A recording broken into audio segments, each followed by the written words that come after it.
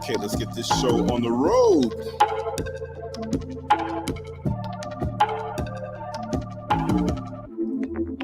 Yes. We're not going to play too much music. Let me just tell you the real deal of what's been going down. We all have wonderful days, and we can all have sometimes jacked up days. And I appreciate the day that I had earlier, but it was kind of jacked up for me. Hence the reason why I moved the show from 10 o'clock. Like I said, it was going to, whoa. Let me correct that.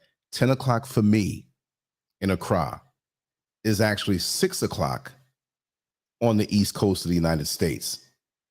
I was so tired because I pulled an all-nighter from the night before and was up for 2 days.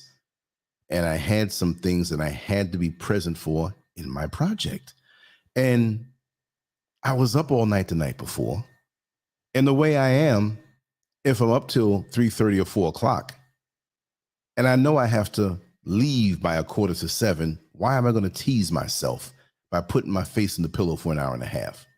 And you start to get into sleep, boop, and you got to get up. That's like foreplay with no nothing afterward that fulfills you.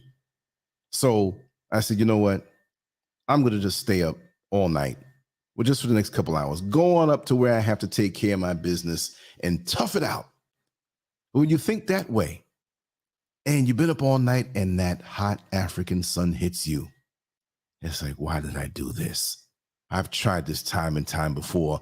Why did I do this? Hence the fact that I was up all night, and I'm going to tell you why, Oyala, you didn't get the call from me because something else happened that I'm not going to say here as of yet, right? So I had to stay where I was because I had an appointment at 3 o'clock for me. Meanwhile, I was up all night, had to be where I had to be at 8, and I had to sit there from 9, 10, 11, 12, 1, 2, 3. That made me more tired. That you had to wait. Didn't make any sense to come home and go back up where I was. So I toughed it out. But it got to the point where it was like there was a light switch being pulled as far as me being conscious is concerned. Like I'd blank out. And that's not good. So I was down on fumes.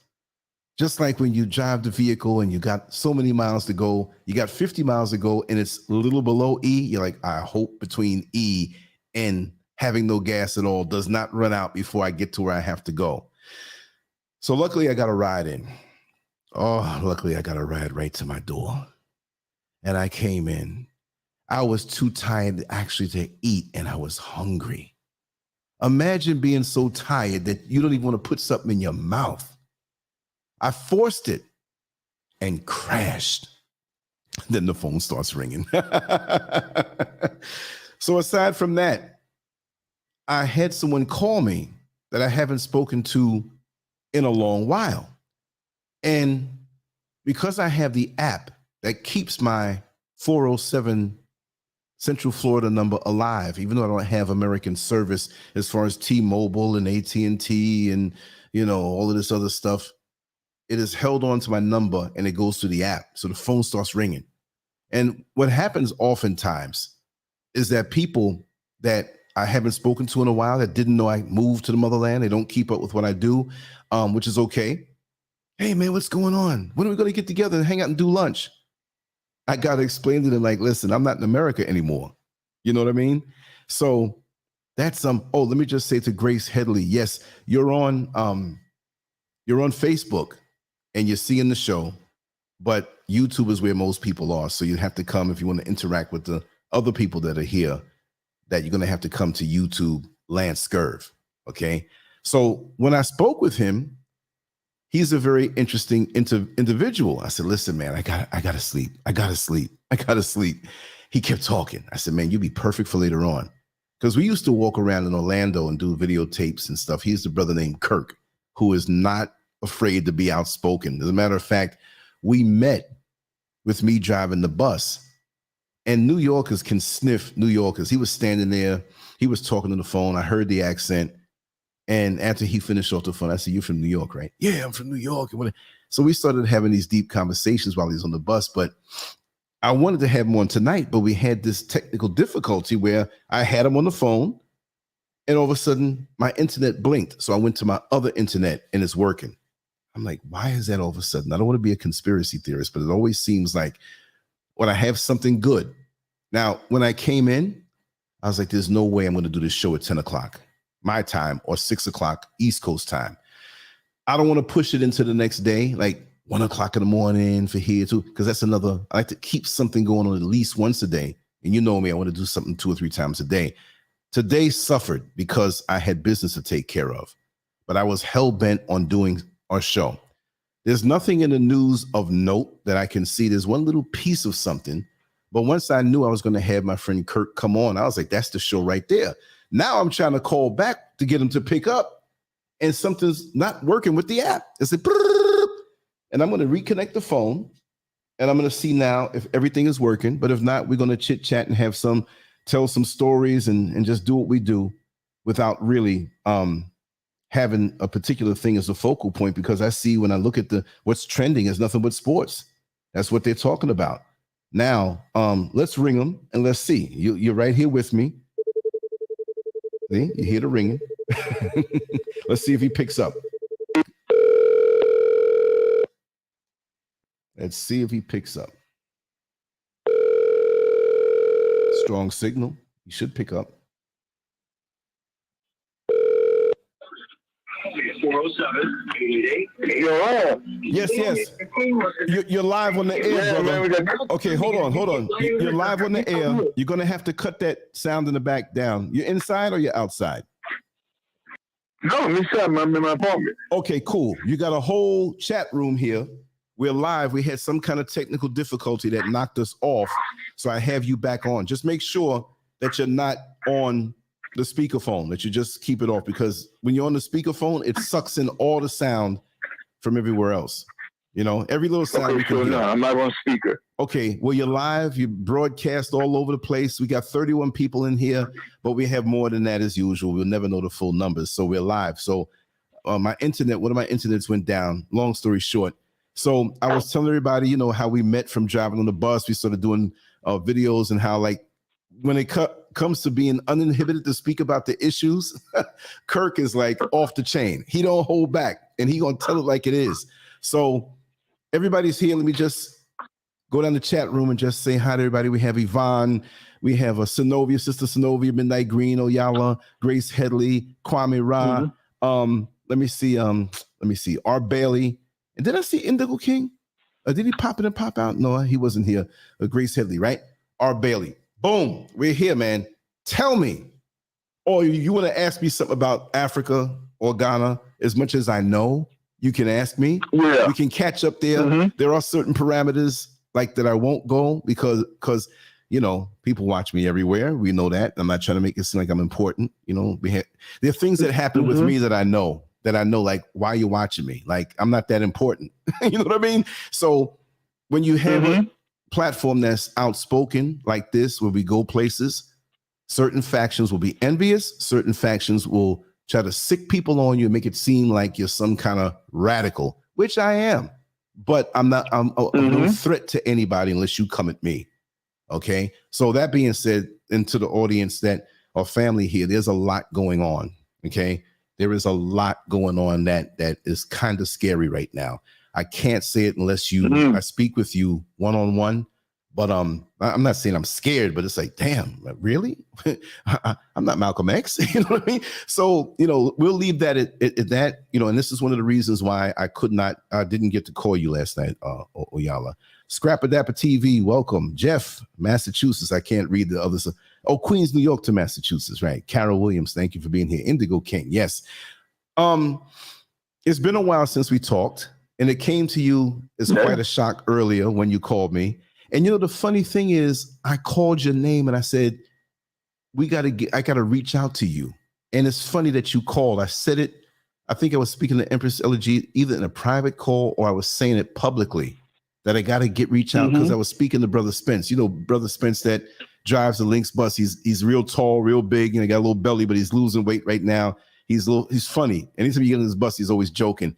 Well, we had a show with him and I had mentioned your name. And it's so funny that, you know, after the couple years that you called, because I've always been looking to call you. But remember, I'm here and I've been here since, and I could say it publicly, September 16th, 2020 is when we landed.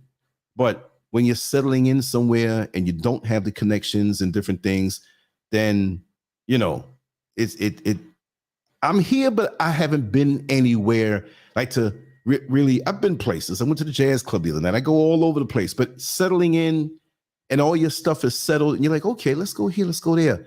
After another 2 years after my projects are done, oh, I'll know this place like really well, but I haven't gone anywhere yet. So people expect me, tell me this, Lance, about Accra. Tell me this. I'm like, I don't know. I'll look it up for you since I'm here. Right? So tell me one thing, brother, through this whole pandemic, what the heck has been going on in the United States? And I want to hear your perspectives because people know how I feel about certain things. So I just want you to rant on about certain things to see once I know you get started, that's a wrap. Well, let me say this. First of all, in America, with the corona, that had everybody. I personally believe that was started by the CIA, United States government, and other governments to basically to eliminate for population removal. We've seen enough of that. But the other thing, as far as for Black people, it has gotten. You said you've been back home in Africa in what, 2 years? I haven't been there since I left September 15th of 2020. I left. So it hasn't been 2 years yet. Once we get to September, it'll be 2 years that I haven't been to America. Man, I didn't even know you were going there. But in either case, it's gotten to the point, and there's no heaven on earth, don't get me wrong, but it's more racist, especially with the police department. I mean, I can go on and list all the Black people who've been killed: Breonna Taylor, George Floyd, all of these Black people have been killed. And the thing about it, you have it on film. You have it on film, Black people being gunned down by police, and they get walked away. The white bitch ex-cop, they had it on film. And here's the thing about it. She was a police officer for 20 some odd years. She was trained how to use a stun gun, and she had a regular aim, but she was using a stun gun, which she shouldn't have used anyway, because the guy didn't commit any crime. She uses her real gun and shoots to kill him, and the jury found this white bitch guilty. And then all of a sudden, what happened? Oh, they only give her a year in prison, which means she's going to do less than a year, so about 10 months. It's fucking, the law enforcement has always been racist. We saw it even with that white spawn of Satan known as Kyle Rittenhouse. Oh, and talk about him. In Wisconsin, yeah. He went around and he shot 4 people, killing 2 people, and they treat him like he's a hero, and they give him, they let him go free. And after all this, and don't get me wrong, there's no heaven on earth, but this is why a lot of black people, this is why a lot of black people have left the United States. A lot, and especially as far as black people, all they do, I went online. Okay, I went online to my phone. That's what I was only able to do it. I went online, and all I saw was a number of black people who have left. You know that woman? She's what was she? I forgot. She was an actress, and she was a model. She's originally from Jamaica. Fine as she was, chocolate woman. She lives in Africa. She lives in Ghana. Really? What is she? Yeah, she's her name. She's straight from Jamaica or straight from America and happens to be Jamaican? No. She's originally from Jamaica. No, she had a British accent because she was originally from Jamaica, and when she was like in high school, her family moved to England, and then she became as a teenager, she became a model. Is that the one that used to date Mike Tyson? Her name is slipping me. Her name is right at the tip of my tongue. Anybody here in the chat room know? Yeah. But she's very famous. I keep forgetting her name. She was known as being a little difficult, the way they would say, like a little arrogant. But that's white folks saying. Anyway, go ahead, brother. Go ahead. So she lives in Ghana. And I was watching the program on television actually about a couple of months ago. Yes, and Empress. Her place is Naomi beautiful. Campbell. Naomi Campbell. What's her name? Naomi Campbell. Not right, Naomi Campbell. Yes, and her home is beautiful. It's huge. It is beautiful. That part she's in Ghana, and it is fantastic. And then there was another one. You remember this group back in the 90s? They were brothers. They were kid actors and singers. The Boys and Boys, or something like that. I think that's what they were called. The Boys, and they were singers, and then they became actors later on. All four of them live I think all four of them live in Africa now. All four of them live in Africa, which is incredible. And they live in a beautiful area. I'm like, damn. Well, let me tell you, Kirk. They don't want anybody of notoriety and fame, black, to leave from over there, because if you're famous and you move somewhere, the press, the media, they're going to follow you, and the whole thing is to suppress any information of moving to Africa.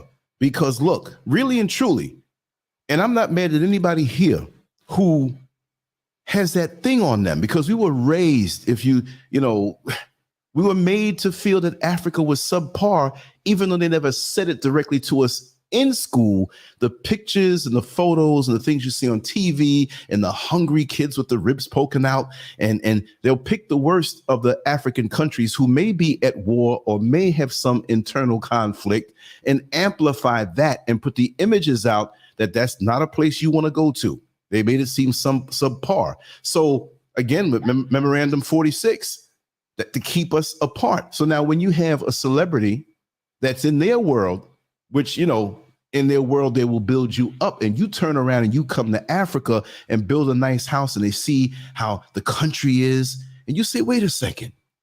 The only thing we are made to think that's beautiful as far as country and black people is the Caribbean. They never want to show the whole continent or different countries in the continent. And this is why they push Africa, meaning that we're going to talk about it as far as a continent, and the worst of the continent, we're going to push as being the only option on the continent. See, so what if we... As a matter of fact, the former heavyweight champion, Lennox Lewis, he lives in Miami, Florida, but he has a home in Africa. Right. But they got a home Lennox Lewis has a home in Africa. And I didn't know that. A lot of these celebrities, they live in Africa, mostly in Ghana, the northern part of Africa. Most of them from North Africa. And some are in Africa. And a lot of them have left because they left the United States. Remember, what's his name? Russell Simmons. He left the United States years ago. Mostly, he had a place in New York, but he lives in what do you call it? I'm trying to think. It's not Africa. The other country. He lives there. He's been living there for years. They left. Black people from other countries, and on shows that I have watched, these are black celebrities who moved and just left here, left the United States, said the hell with that. It's sick. And now with all these other black people being killed, especially by racist cops, like we always knew they were racist, ain't nothing changed about them. It's the never ones, the going to change celebrities over that have there. money, they moved to Africa. They left the United States to move to Africa. They may have a place back home in the States, Right. but they spend 90% of the time they spend in Africa. Right. That's what they spend, and they find there that things are much better there. Oh, tell me about that's it. where they're spending their time. But let me They're tell you. saying the hell with all this other shit, the United States. But let me and I'm not tell you saying something real quick. Africa's angel. No. Let me tell you something. That's the point that I wanted to make is that, there's adjustments that one must make over here. But when you weigh everything out, you're like, this is far better, the best choice for me. And I can't say this for everyone. And again, I say to everyone, I may have come out here, but again, my situation is very unique. You may have children that are in school. You want them to finish the schooling, although we should be doing homeschooling, right? Or you may have an elderly person in your family that you're taking care of, or it might be where you can't leave because maybe you got 3 more years on the job where you're getting this big pension. There's all kind of things where you want to pay off the mortgage you're going to pay off in 4 years or 2 years, whatever it may be. Everybody's situation is different. So I don't want to come off snobbish like I came over here, so you all should come over here. No, everybody's situation is different. My situation is unique. I've been fed up with this place called America from very young, and it got worse and worse and worse. And I saw, for me, I'm not going to say there's no hope, because there are people who, it's like this. It's like this. When I left New York City and came down to Orlando for the same reasons, it's like, wow, it's more expensive to live up here. A lot of my friends are leaving. What am I doing here? I'm working 2 jobs, and then the money goes quick because it was getting expensive. So when I came down to Orlando, Florida, it was like, okay, it's a little easier down here. It's warmer down here. My children can have a little more nature growing up. Even though we were cool in New York, it's just getting to be tight like that for the amount of money that I was making. Now, mind you, someone who may have a little more in their pocket can tough it out in America and have more buying power, and to say, look, money changes everything as long as we're in the system. So this is why I'm trying to get out of the system. If you had $3.2 million in the bank and you're frugal with your money, you can live real good in America. The same over here. So you may not have the same thoughts, but I wanted a quality of life. I wanted a peace of mind where the bills weren't looming over my head. I didn't want to pay a mortgage or rent. I said, man, if I shift over here a little bit and take what I got, I can make it that way moving into these years. But yes, there are things that one can say, I don't like this about that place. So look, we all don't order the same thing when we go to the restaurant now, do we? We all go there and we say, okay, I don't like that, but that's your favorite. So it's a matter of comparing apples to oranges and making a personal decision. But for me, overwhelmingly, the choice was over here, because you know what? I can enjoy America better now. If I fly back for a month or 2 weeks or 3 weeks, I can get more out of America free of the trappings and the obligations of being in the economy. I can get more out of it there, going there and visiting, like tourists come and get the best of the place and bounce. And we're stuck there working these jobs with these supervisors, the cops pulling us over, the racism. That thing there is never going to stop. And they bring these Ukrainians over there and everybody else and help them. But we who built the country, we don't get anything. Not that we want to sit down and not do anything, but come on, man, we've been there. We should be benefiting. Yes, and we have some of us who are clowns and buffoons, but the majority of us are hardworking people, and we're suffering over there. And I saw no need to suffer. But at the same time, I'm going to say this, I'm going to let you talk. A lot of people say, oh, you ran. The planet is mine to go to. But if you think I ran away from what? Because what do I talk about when I'm on this show? I speak about the issues of my brothers and sisters, mainly in America. Yes, the UK, yes, the Caribbean, but black people all over the world because I know I'm a global citizen. But my heart has never left America. This is why I try to schedule my shows for the East Coast. You understand? I can say, well, I'm doing this for Ghana time. A lot of folks over here ain't listening to me. You know what I mean? My work is still over there and anywhere we are. So I'm going to talk about it. So go ahead, brother. I'm sorry. I just wanted to clarify that. Oh, okay. So, well, I want to know about what I remember back in the '80s when I was in college. Back in the '80s, since 1980. That's like 40 some odd years ago when I was in college. And I had friends of mine who went to Africa on vacation, and I remember they were telling me like they went to Ghana. And I remember at that, and I remember they used to tell me like you could walk through. When they went, they spent like they would spend about at least 2 months. You go to Africa, you don't spend weeks, you spend months. That's what they told me. They went there, and one good friend of mine named Eddie, he's been living in Las Vegas now since after he left college in the 80s. He went to Las Vegas. He's still there, but when we were back home in New York, he would go to Africa, and he told me when he went to Ghana, you can go to parts of Africa and pull up the gold out of the ground, literally. And that's when the president of Ghana at that time had hit the news with the black news down here, all throughout America, and they said basically that if you all black people of African descent, if you want to come to America, if you want to come to Ghana and want citizenship, that you're welcome to come in. You're welcome, and you will be given citizenship immediately if you're willing to do that. This was years ago. I remember when it was 30 years ago. I said, wow. And all I've been thinking about was Africa. That's why, like what's going on, if you look at Ukraine, right? Now, I feel bad for people who are suffering, but here's the thing about it. Black people are catching hell in Ukraine by white people. After Russia has been attacking, they've been attacking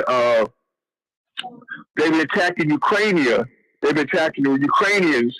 What they also did when they try to get out, people are escaping Ukrainians because of what Russia's doing.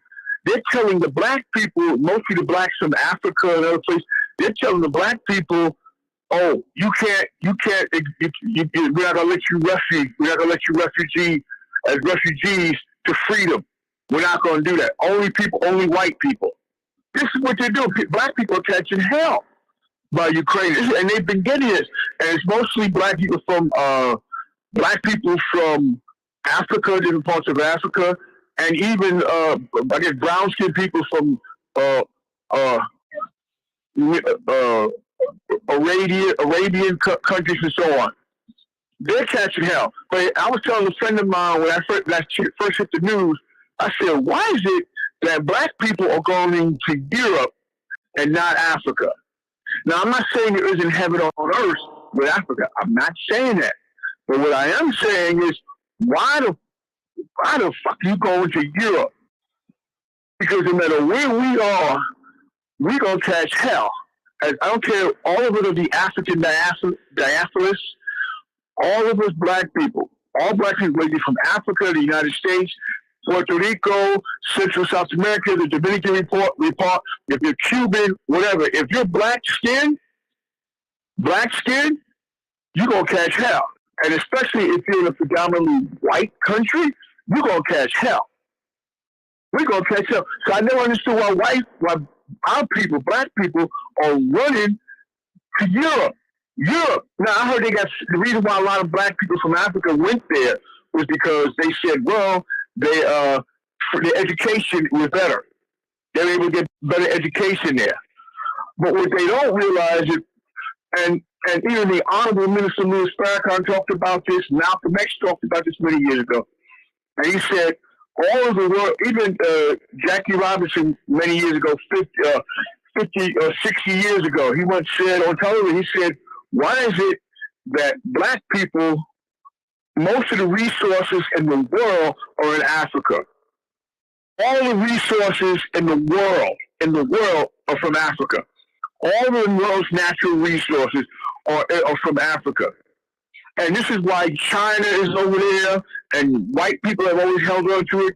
This is why the former leader of the former leader of, he was killed, of Libya, Gaddafi.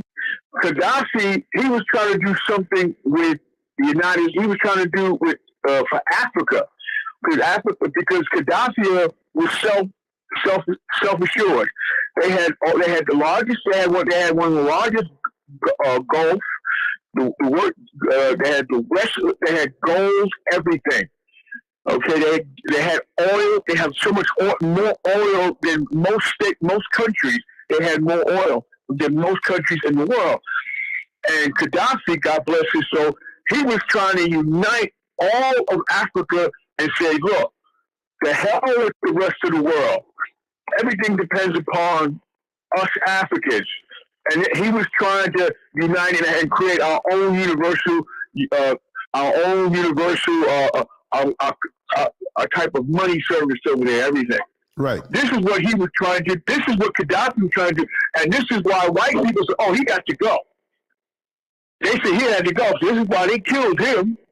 This is why they killed him, because Gaddafi was trying to unite all of Africa and have our own only type of, basically have your own African money system. This is what he was trying. This is what Gaddafi was trying to do. He said because Gaddafi had the largest oil and some of the highest gold than most countries in the world. And he said if they're like number one, he said look at all the other black countries. He said why are we running to Europe? Europe ain't got shit. White countries, Europe and the United States, that's what it is. They stole it. All white countries do not have natural resources. There are no natural resources, not too many of it, in the United States. And definitely not in England. Definitely not in England. Or Canada, excuse me. Okay? They don't have those natural resources. Africa is where it is. All the natural resources are. So why are you running to these white people? And this is what Gaddafi, God bless his soul, was trying to do. And he said, no, cut yourself only for black people, only for Africans. Period. This is what he said. So the United States and England and France said, okay, you know what? Let's get him out. Let's get rid of him. Because when Gaddafi before he became into power, Gaddafi under Libya was controlled by white countries, England, Italy. They were exploiting that country, and people fought back. And as a result, when Gaddafi became president and king of Libya, this is what he did. All the black people in Libya, he gave them free land, free property, everything. They owned it with properties, businesses. This is what was allowed in Libya. He was doing. He was improving the life of Libya. The United States was like saying, and they were listening to Gaddafi, and Gaddafi was like black people for African people, period. And they didn't like that shit, so they said, we got to get rid of this nigga. So what do? Which is typical of white people. They said, we're going to get rid of this nigga. So this is why they paid off niggas in the system and got rid of them. Just like all the black leaders in Africa, just like in America, what does the United States do? They kill us. They kill our leaders. They kill our leaders every time. What's his name? Patrice Lumumba in Africa. He was like, What they do, but you white people do, they find the niggas who will sell out black people in Africa and get paid off by the CIA. This is what white people they depend upon. They depend upon that. That's why people can say what the fuck they want. I got respect for North Korea. You know why? Because North Korea ain't taking no shit. The United States ain't nobody fucking with North Korea. I'm telling you, they can talk all this. That's why white people in the United States, they're talking about, look what's happening. The king of North Korea, because now they have nuclear bombs there. And now white people are scared, even though all the white countries have nuclear capabilities. But here you got an Asian North Korean. Now they have nuclear capabilities. They've had it for years. So now United States is like, so now white people, United States, England, and France in particular, they're saying, okay, we better do, and Israel, they're thinking they better do something right. And that's why you never hear them you never hear the United States saying they're going to send in troops to North Korea or even Russia. You never hear them. You never hear. The United States never sends troops in there. The last time white people tried that, the United States tried that, you all remember that. What was that part in Africa and North Africa? And American soldiers were caught. They did a movie about it. I have that on DVD, the movie about it. And what happened? And the black people there, they took over their country, even they fucked up their country, and they did. But they kicked the United States ass and killed all the American soldiers. And told them, and America said, fuck it. That was back in the 1990s when Clinton was in office. And when all the American soldiers, the Americans went over there with that attitude, white Americans went over there, hey, with that John Wayne's mentality, we're going to kick the Americans' ass. We're going to kick these niggas' asses. And they got their asses kicked over there in that part of North Africa, excuse me. And as a result, what happened? Clinton said, no, we don't give a fuck about Africa. They're going to get their asses kicked. See, fuck all that bullshit about, oh, we're American, we got this John Wayne mentality, we're Americans, we can kick anybody's ass. Okay, come bring that shit. Come bring that shit again. Look, I tell motherfuckers, either like, because my grandmother and my mother, God bless her, so they were from Jamaica. Primarily, mostly were from Jamaica. And Jamaica don't play no shit. I had a friend of mine back in the 80s when I was in college. I'll never forget, in the 80s. And he was a Marine, and he did 4 or 5 years in the Marines, and I met him back in the mid-late 80s when I graduated. And he came out the Marines, he did 5 years, and then he came back to the United States to travel. And he ended up back in the United States. But he told me, he said one time when he was in the Marine Corps, he was over there in Jamaica. And he was in Kingston, of all places. Kingston. America don't have hoods like they have in Jamaica, in Kingston. Anybody from Jamaica know what the fuck I'm talking about. In Kingston, they don't play. And what happened, the friend of mine was telling me, I never forget, he told me he went to this bar in Kingston, and these 4 white guys, and they seemed like they were Southerners, country from Alabama somewhere, and they saw one of the waiters there and told the waiter, hey, you know what? We got niggers back when we were from down back in the fight. We got niggers there. And the waiter, he said, what'd you just say? He said, what you said? He said, you heard me? You damn niggers. We kick y'all niggas' asses. These white boys from the Marines. And they were in Jamaica, of all places, in a bar. The waiter, he laughed. He told me that the waiter walked, and he came back with about 4 or 5 other guys. And he said, yo, all right. He said, what's going up there? He said, all right, you see what they look at these people over here. The pussy-clad white boys, them come over here with that bullshit about calling us with them niggas. And the director said, oh, you said that there? He said, let me tell you something. We got a different team. It's not the United States. All right, we're not Yankees. This is here Jamaica. We do things over here. And long story short, my man was there because he was in part of the crack. He said they had to call the police, the ambulance.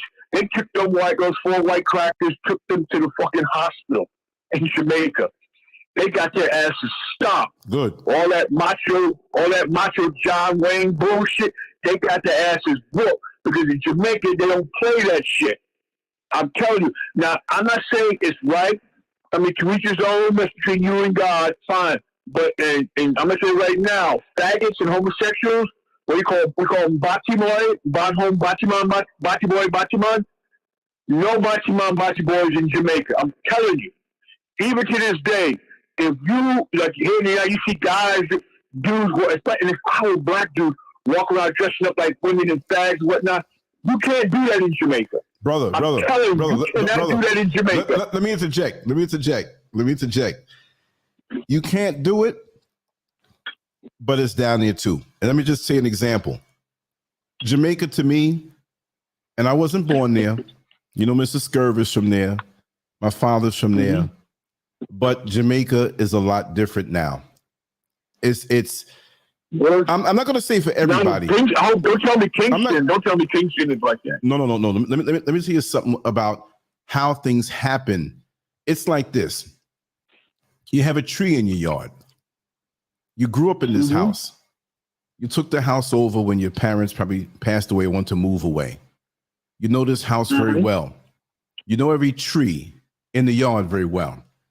Here's a tree that was very strong and supported your weight when you climbed it. It wasn't small. It wasn't as big as it is now.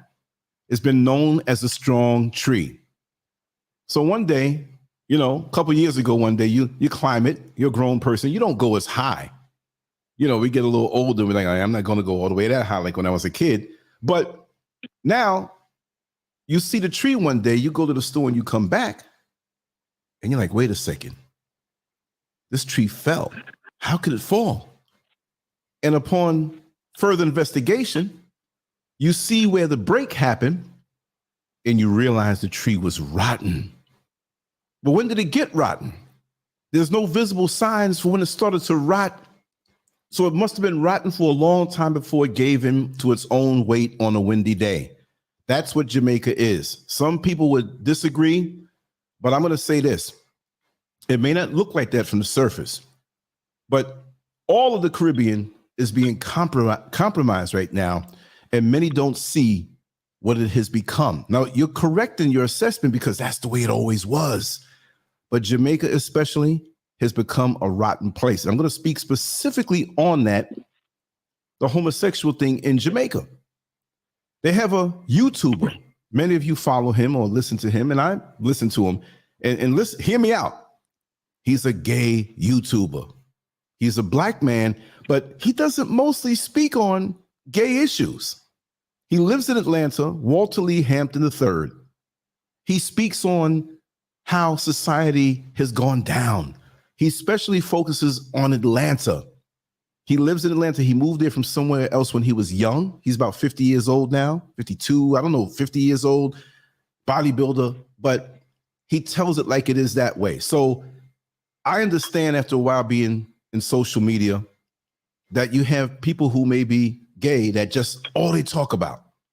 But this is one brother who 85% of what he talks about is about being a black man on site. Not, oh, I'm a gay black man, but I'm a black man. Why am I saying all of this? I'm going to bring it around and bring it home because many of you know where I'm going with this. The bottom line is that you learn a lot from him. My thing is information. If I was having a heart attack and there was some gay dude, black man said, man, I'm going to work on your heart. I'm not going to say, get away from me. Save my life, brother. Save my life. Although that's not my fight. Although I'm seeing you as a black man first, and that's how you must see yourself no matter what you do behind closed doors. So that being said, he's very popular on YouTube.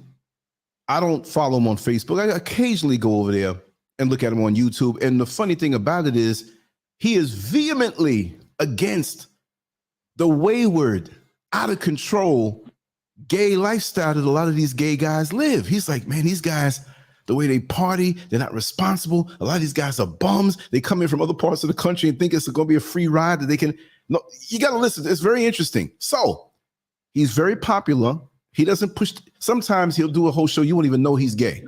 You can kind of tell a little bit by the way he talks, but you can't really tell. So now he decides to take a trip to Jamaica. He's always traveling. He's doing well for himself. And he's traveling to Jamaica. And he did a video on Jamaica. And you know what he said? And I believe him because I have other sources that share many things with me that are not going to be in the press. And just regular people who share their experiences. And they say, Lance, don't put my name out there, but I just want to tell you this. So I'm not making this stuff up. And he said it. I'm going to find a video and put it in the community section probably within the next 24 hours. He said that as soon as his plane dropped down in Jamaica, he didn't even get his bags yet at the airport in Kingston. Well, guess what? You know how on Facebook you have the GPS? It's a GPS system on Facebook that you can turn on and turn off. And you can see where your friends are. Like your friend, Lancescurv, is 5 miles away, and they won't say the actual place, but you know the proximity of all of your friends on Facebook. And as we know on social media, sometimes half or 75% or 95% of the people that you're connected to on Facebook, you really may not know them. That's the way it is with me. I mean, I talk with everybody. I may forget the conversation we had 3 years ago, and you got to remind me. You see? So as soon as he got there, all of a sudden his phone through Facebook started buzzing off. And he's like, what's wrong with my phone? He looks into his phone and it's buzzing off on Facebook with notifications of people who saw that this man, Walter Lee Hampton III, dropped down in Jamaica. And guess what? They know he's gay. They see that he's a bodybuilder. And here he gets messages, hundreds of them, immediately from some, not all, some Jamaican men who are living undercover in the gay world. He could not believe it. And this is what he said: for a place that was traditionally against this, see, he's fair. He ain't mad. For a place that's traditionally against the whole LGBTQ thing, there's so many Jamaican men on the down low who are with it. And this is something I've known for a while, but could not prove it. But that lended testimony to what I already know. I'm not saying all Jamaican men are this way, but there's a whole. I mean, he had to cut the thing off. Go ahead. Yeah, here's the thing. Between homosexual, look, that's between them and God. I don't believe in that's between them and God. Whatever they do, just don't. The way we were, look, you and I grew up in the 60s and the 70s. Yep. And what were we taught? We were taught whatever they do behind closed doors, that's between them and God. We respect us. We respect them. They respect us. But what they do not do, they do not touch us or have any type of sexual attention. Do not approach us, because the minute you do and have some sort of sexual attendance, okay, towards us as black people, brothers, we gonna fuck you up. That's a fact. Mm-hmm. I don't give a fuck. I respect, if you're homosexual, that's between you and Almighty God. That's it. You respect me, I'm gonna respect you. But the minute you approach me with some sort of sexual attendance, oh, I'm gonna whip I'm gonna stomp your ass, and I don't give a fuck. And I'm old school, and I don't give a fuck about people who not can't. And I respect it. But see, my thing is more concerned with black people. But here you have in this country, in America, under Joe Biden, and I voted for his ass. I ain't voting no more in these presidential elections. I'm gonna tell you that now. Here, under Joe Biden, what did he do? He signed and pressed a law, federal law, about protecting homosexuals and Asian people. But the laws, like the one for the George Floyd, they haven't even appreciated that. They haven't even approved it. They have not even approved that federal law. But the federal laws to protect homosexuals and Asians and always protecting Jews, they sign on every fucking day. When we come to our laws, no, they like, fuck that. Now, I'm not saying all of Africa is heaven. We know better than that. But like I said, I spoke with other people years ago when I was in college and even later on in the 1990s, and I had friends of mine who went to Africa. And they said they live, look at it this way, and you can go online and look this up. The areas, as far as those countries throughout the world, the entire world, that have the least amount of crime, and I'm not saying it's heaven on earth, all 6 of them, and look it up, I looked it up, also it may be more, but all 6 of them are from Africa. The 6 top countries in the world that have the least amount of violence. Now, I'm not saying it's heaven on earth, I'm not saying that, but there are all 6 of the top ones in the world on God's green earth. All 6 of them are from Africa. Most of them are from Africa. Now, you got to see that. And I had friends of mine who went to, like in addition to yourself, but I had friends of mine years And I always said back in the 80s, I said, one day I'm going to go to Africa. One day I'm going to go to Africa. One day I said, God willing, I become rich and win and receive millions of dollars, I'm going to buy a home in Africa. I always said. And well, this woman you ain't got to be rich to come over here, man. Come on over here. I got you. Yeah, okay. It's different. Like I said, the former model and actress Naomi Campbell. She spends 90% of her time.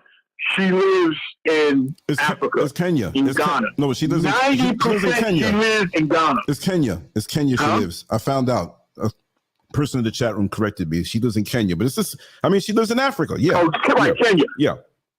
And as a matter of fact, Kenya was one of the first black countries in Kenya.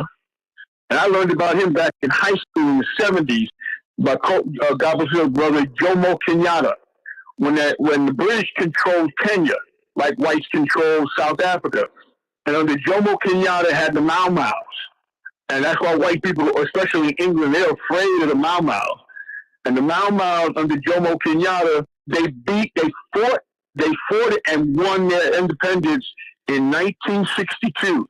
By the way, 1962 was the year that I was born, and also in 1962 was the year that Jamaica had won its independence. Haiti was the first black country to win its independence. That's why the United States and France in particular, they will never help Haiti, because they were the first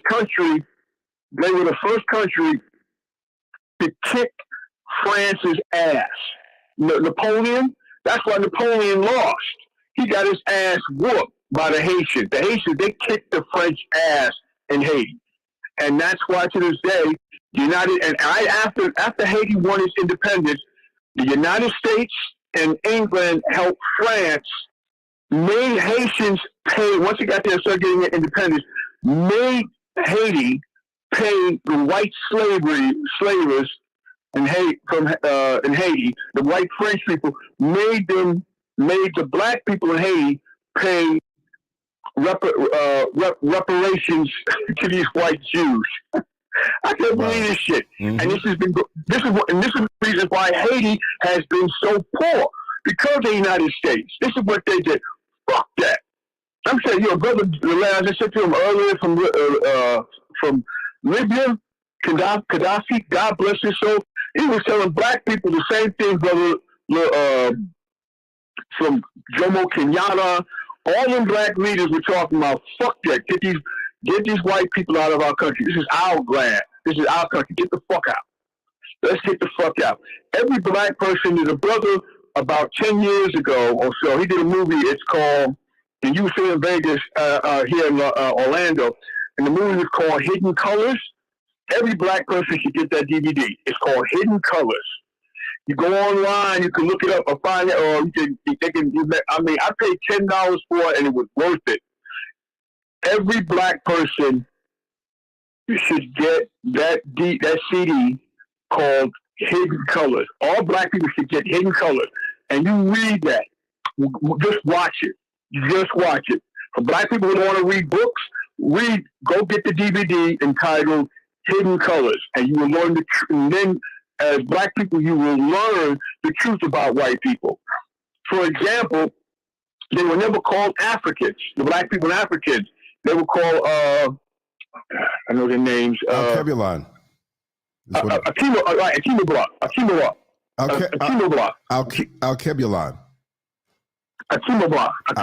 Alkebulan. Yeah. You got it right. Alkebulan. They started. And white people did not, how white people came. They originally were people from North Africa, and they were called Grimaldi's, and they moved to north part of the world where it was ice cold. And when you look at science, if you live in an area where there's hardly no heat and it's cold, what happens? Because this is typical science. It's science. You're going to become darker. Your hair texture is going to change. Everything, your nose, everything. You're going to have to change, and you can look that up. It's called Grimaldi. the Gribaldi. That's who the original white people who were really African. And they lost. So living in that part of the world where it's cold, and what happens, you become white, but everything is black. But when you live in the world that long and you don't have any, and you live around a place where there is no heat and it's cold and it's ice, what happens?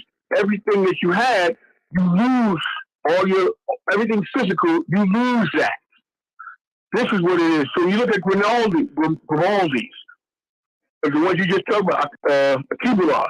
We look at the Akibalas, that's what they were. The word Africa was named after a white Italian. His name is, his last name was Africano. Something was called Africano, and his first name was Scipio Africano was his name. And at that time, what white people, like they always did, they take over a country and then they named it after general. And his name is Scipio Africana. Scipio Africana. And what happened with him, they said, okay, in Italy, they said we're gonna name the country after you, and that's how he got the name Africa. It was they stole it, but they were called. What I just said. I just said the name. What is it called? The original name of Africa. It wasn't Africa. Oh, Alkebulan. Alkebulan. Say like Al Sharpton. Al Keb. Bulan, like Beulah, Alkebulan. Alkebulan. You already got it, but it's a tongue twister. But we all need to utilize that word more in our language so we get used to hearing it, because when I get a new word, I'm jacked up. You know what I mean? So, brother, I'm telling you, brother, black people need to get that CD entitled, it came out like 12 years ago. And the name of it, I used to go to this old place where I get my hair cut. And I never forget the brothers, they were playing it, they had the big color televisions and whatnot, flat screen. And I was watching, I said, what is it? And the thing was it's like 4 hours. And I sat up there, I was on a day off from work, and I sat up there and watched the whole thing. And then the brother there, who's originally Jamaican, but he's originally from Jamaica, but he was in New York for many years. And he said, I asked him, yo, brother, how can I get that DVD? And he said to me, yo, brother, yeah, I got something for you now. I can sell it to you. And I said, how much? He said, $10. I said, bet. I bought it. And it's called Hidden Colors. And I tell every black person, it came out 12 years, I think it was 12 years ago when it came out. 12 or 14 years ago, that's when it came out. And when I watched this, and you have part 1, 2, and 3, and 4, and when you sit up there, I tell all black people, when you watch, just sit up there and watch it. You don't have to listen to me, and you just watch. You watch all of it, the whole the history, and then you're like, oh shit, damn, there is some truth there. And this is why white people talking about they're against what they call critical. What do you call it now? Critical, whatever white people call it. Oh, critical race theory. Critical what? Critical race theory. Race. Where the fuck that shit is? Critical. I know it's called critical. Critical race theory. Critical race theory. Mm-hmm. Yeah, basically, it's white people way of saying they're against the truth. And their whole thing is they don't want the kids, they don't want black kids, and they don't want their white kids to learn the truth about them. That's why they're against it. But let me just interject something. Let me interject something. Here, I'm not saying you, right? This is an overall thing that I meant to say for a while. Hidden Colors is an excellent work. It's an excellent compilation of our struggle. And Tariq Nasheed is to be commended for that. Now, he has an aspect of Black life that he pushes called Foundational Black Americans. And one thing, and this is not being negative on him, but I have to tell how I feel in the truth. And there will be people who hate me on that if you are that, then why is it that your other black brothers and sisters from all across the world, you ridicule them? Not all the time, but I remember him ridiculing a person from Jamaica, a person from the motherland on the show. I don't think it was a comedic thing. He really would bite into them like they're something else or less. And I don't agree with him on that. I commend him for the work. Okay. But let me just say, when you have these groups that we all of a sudden will say, well, I'm ADOS and I'm Foundational Black American. We're doing the same work that the system wants us to do in separating ourselves. Because when you look into the history, those of us from all over the world have a hand in developing America. And it's counterproductive that we all have the same enemy, but we're trying to divide ourselves from ourselves. I think because we're on this planet and racism is global, we need to stop the petty means of trying to advance us over this set of Negroes, and I'm better than this and I'm that. We know we're all screwed up and messed up because of what has been done to us across the world. We have a common enemy we should not be infighting at this point. We know that some have been here and some have been there, but this is 2022. And these terminologies were not around years ago for all of us when we're suffering under the same oppressor. I understand it, but I think it's really divisive for us because... Okay, Lance. Go ahead. The reason why black people, not just in America, but all of us of the African diaspora, whether America, South America, Puerto Rico, Cuba, the Dominican Republic, all the other Jamaica, wherever the Caribbean islands, and even Africa, the motherland, because of slavery was a motherfucker. That's what we are. So we're always fighting each other. Brother, he passed away years ago, and I knew this brother personally was Dr. Khalid Abdul Muhammad. I knew the brother personally. And when I met him back in the 80s. That's how we became friends. And by the time I met Reverend Sharpton back in the 80s. And the thing about Brother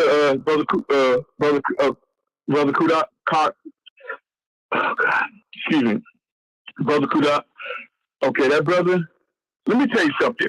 This brother, I would agree with everything that Brother Kaldu used to say. Everything he asked the brother, but not every. I can't say all white people are devils.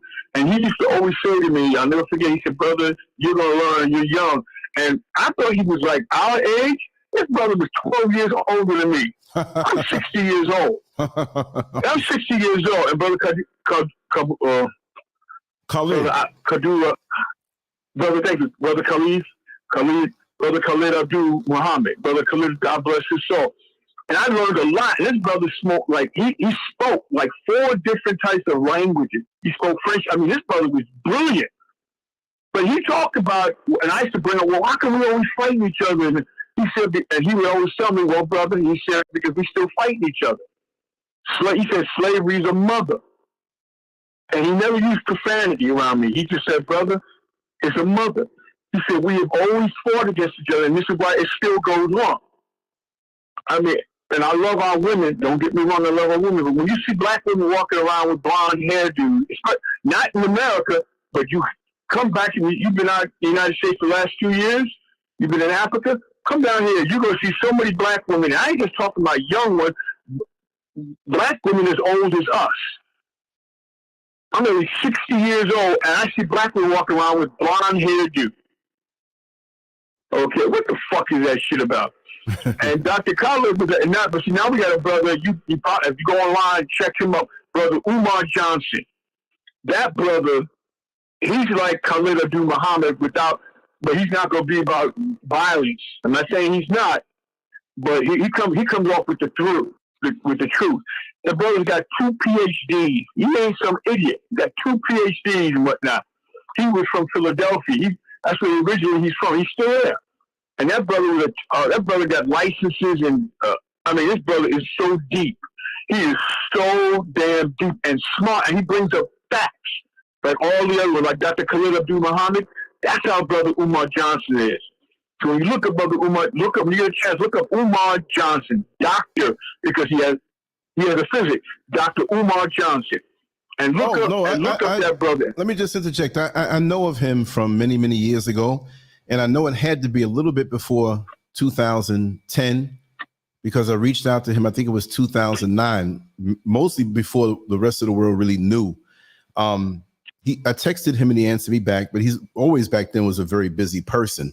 And like I said, the information that he brings is phenomenal. And me here, my position is to share the information, let people talk, let them share their mindset, whether you agree with it or not. One thing I don't do, and this is what I'm gonna tell you, like from my position here, because we will know things about people, and I'm not into tearing anybody down unless they come at me and I'm gonna have to expose them. I choose my words carefully. There was a video I did a couple of weeks back, maybe 3-4 weeks back, about Black YouTubers. Okay. And I spoke on how I felt what the situation is with Black YouTubers. There are many names in Black YouTube.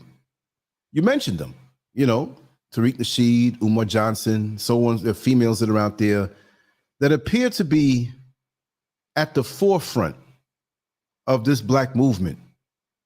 And some are actually doing some real things. But with the whole cyberspace situation and social media, it has arrested us. It has arrested us and rendered us useless. And let me explain why. You know the old school way when you have an upset stomach or you have diarrhea or you have something going on where you can't leave your house or leave that grand seat, that favorite seat in the house too far. Well, you can take charcoal, fine charcoal, and mix it up in water. And you drink it down. And it binds itself to whatever it is that's impure in you. Even to the fact that even when your stomach is not upset, you need to take regular charcoal. Get some charcoal from the health food store, wherever. And I don't know how frequent you can take it. You can take it a lot, but make that a regular part of your life so that it takes out toxins and pulls things out of your system, clears up your skin and things you don't know about. So that being said, social media has arrested the true Black movement. Now, this is my opinion and my perspective. And it doesn't mean because in a couple days I'm going to be 59 years old, but you know that when you also get a little time under your belt with the knowledge, because you can have a 20-year-old who can read and tell you everything that happened from this present day to over 400 or 500 years ago with us, but they don't see the passage of time. Even sometimes foolish people that get a little older and they look and they say, oh, I can tell you something from a wisdom standpoint, but they were never known for that. So I'm going to say it this way, and y'all need to read between the lines. Sometimes and oftentimes in the warfare on us mentally, things that look to be good will be taken and used against us to arrest our mind and render our minds useless, where we're thinking the right thoughts. I mean, we have some people who get on YouTube and Clubhouse and just Twitter, Facebook, and if they were around in the 60s, the way they talking, woo-wee, we'd be some inspired people. But when I look overall in our communities, that with all this knowledge that we have going around, why isn't it that it's being effective? Yes, we have many communities that are being affected in a good way from the knowledge that's put out there. But pound for pound, how many of us will do a bus boycott where we walk instead of, a lot of us say, I ain't gonna do it. I'm taking the bus. There's no unity that way. And cyberspace and the government, and I'm saying it here, I've said it in the United States and I'm saying it here. And don't think because I'm here that I got bold. You see? You know, Kirk, you've been to my house in Orlando, in the studio, in the streets with me, even when the camera's not on. And we're talking to people in the street, having debates, having discussions. And I'm not saying I'm all that, but I'm like the spoon in the cup that needs to stir stuff up. I'm not the good stuff in the bottom. I'm just merely the spoon.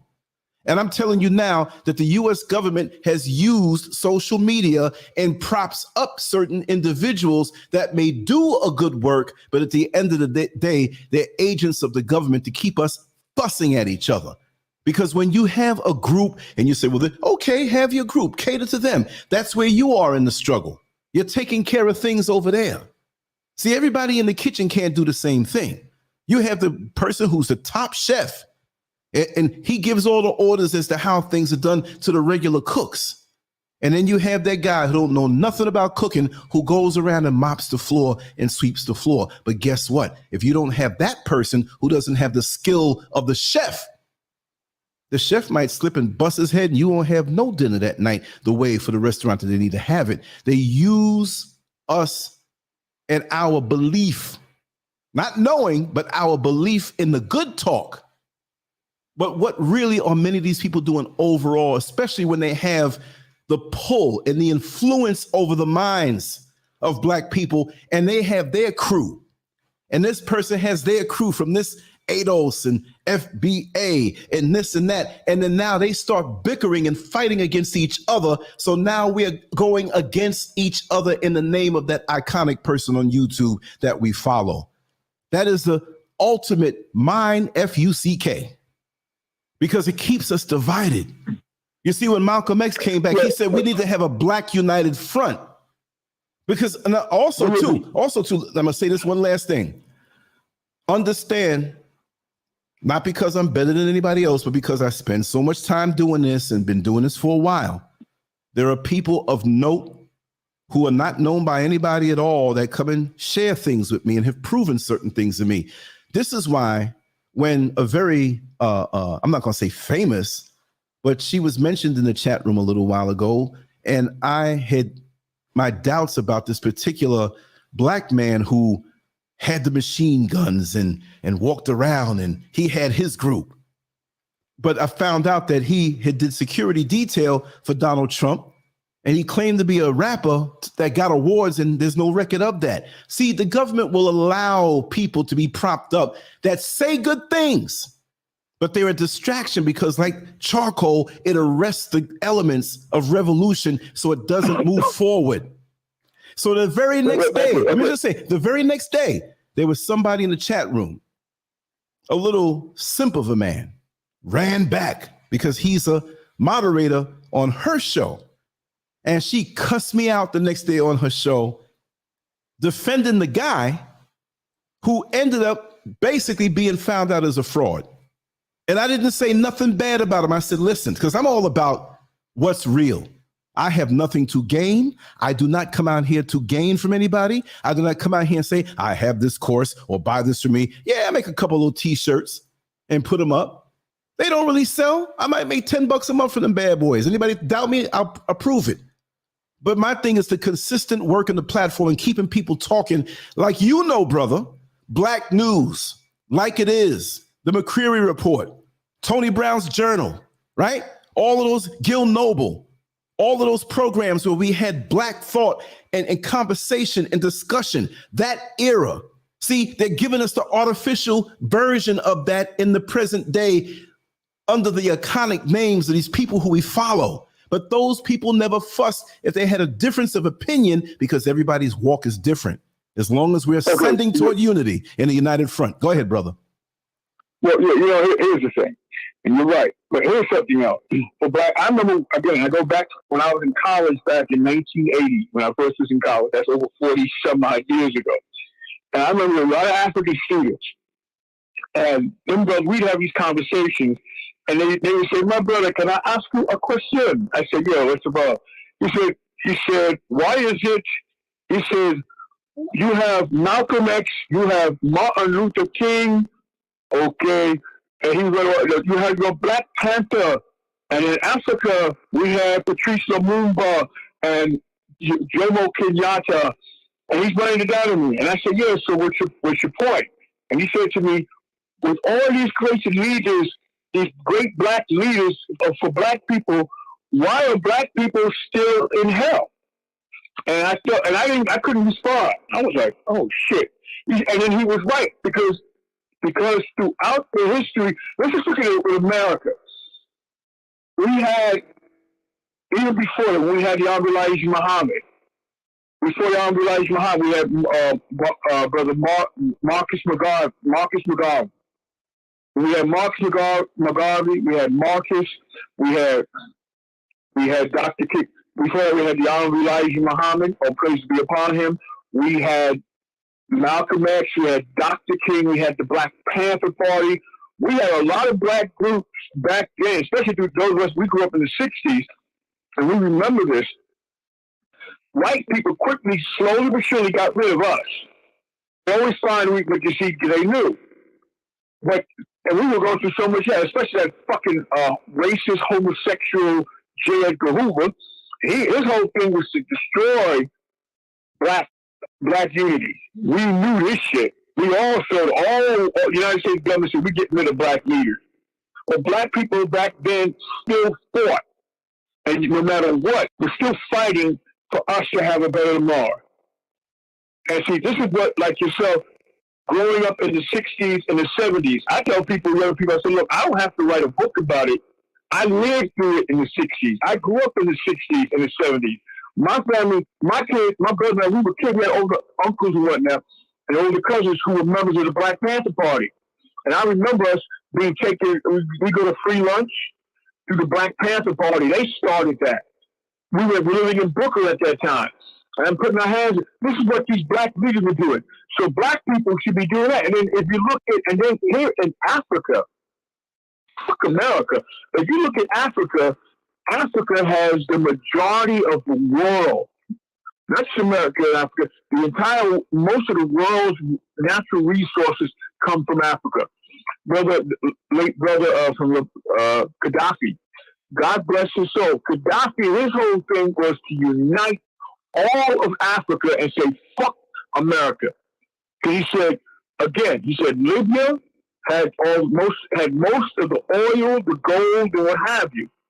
You know how when they make cell phones and all the machines, what the equipment that's used for that, is made from Libya.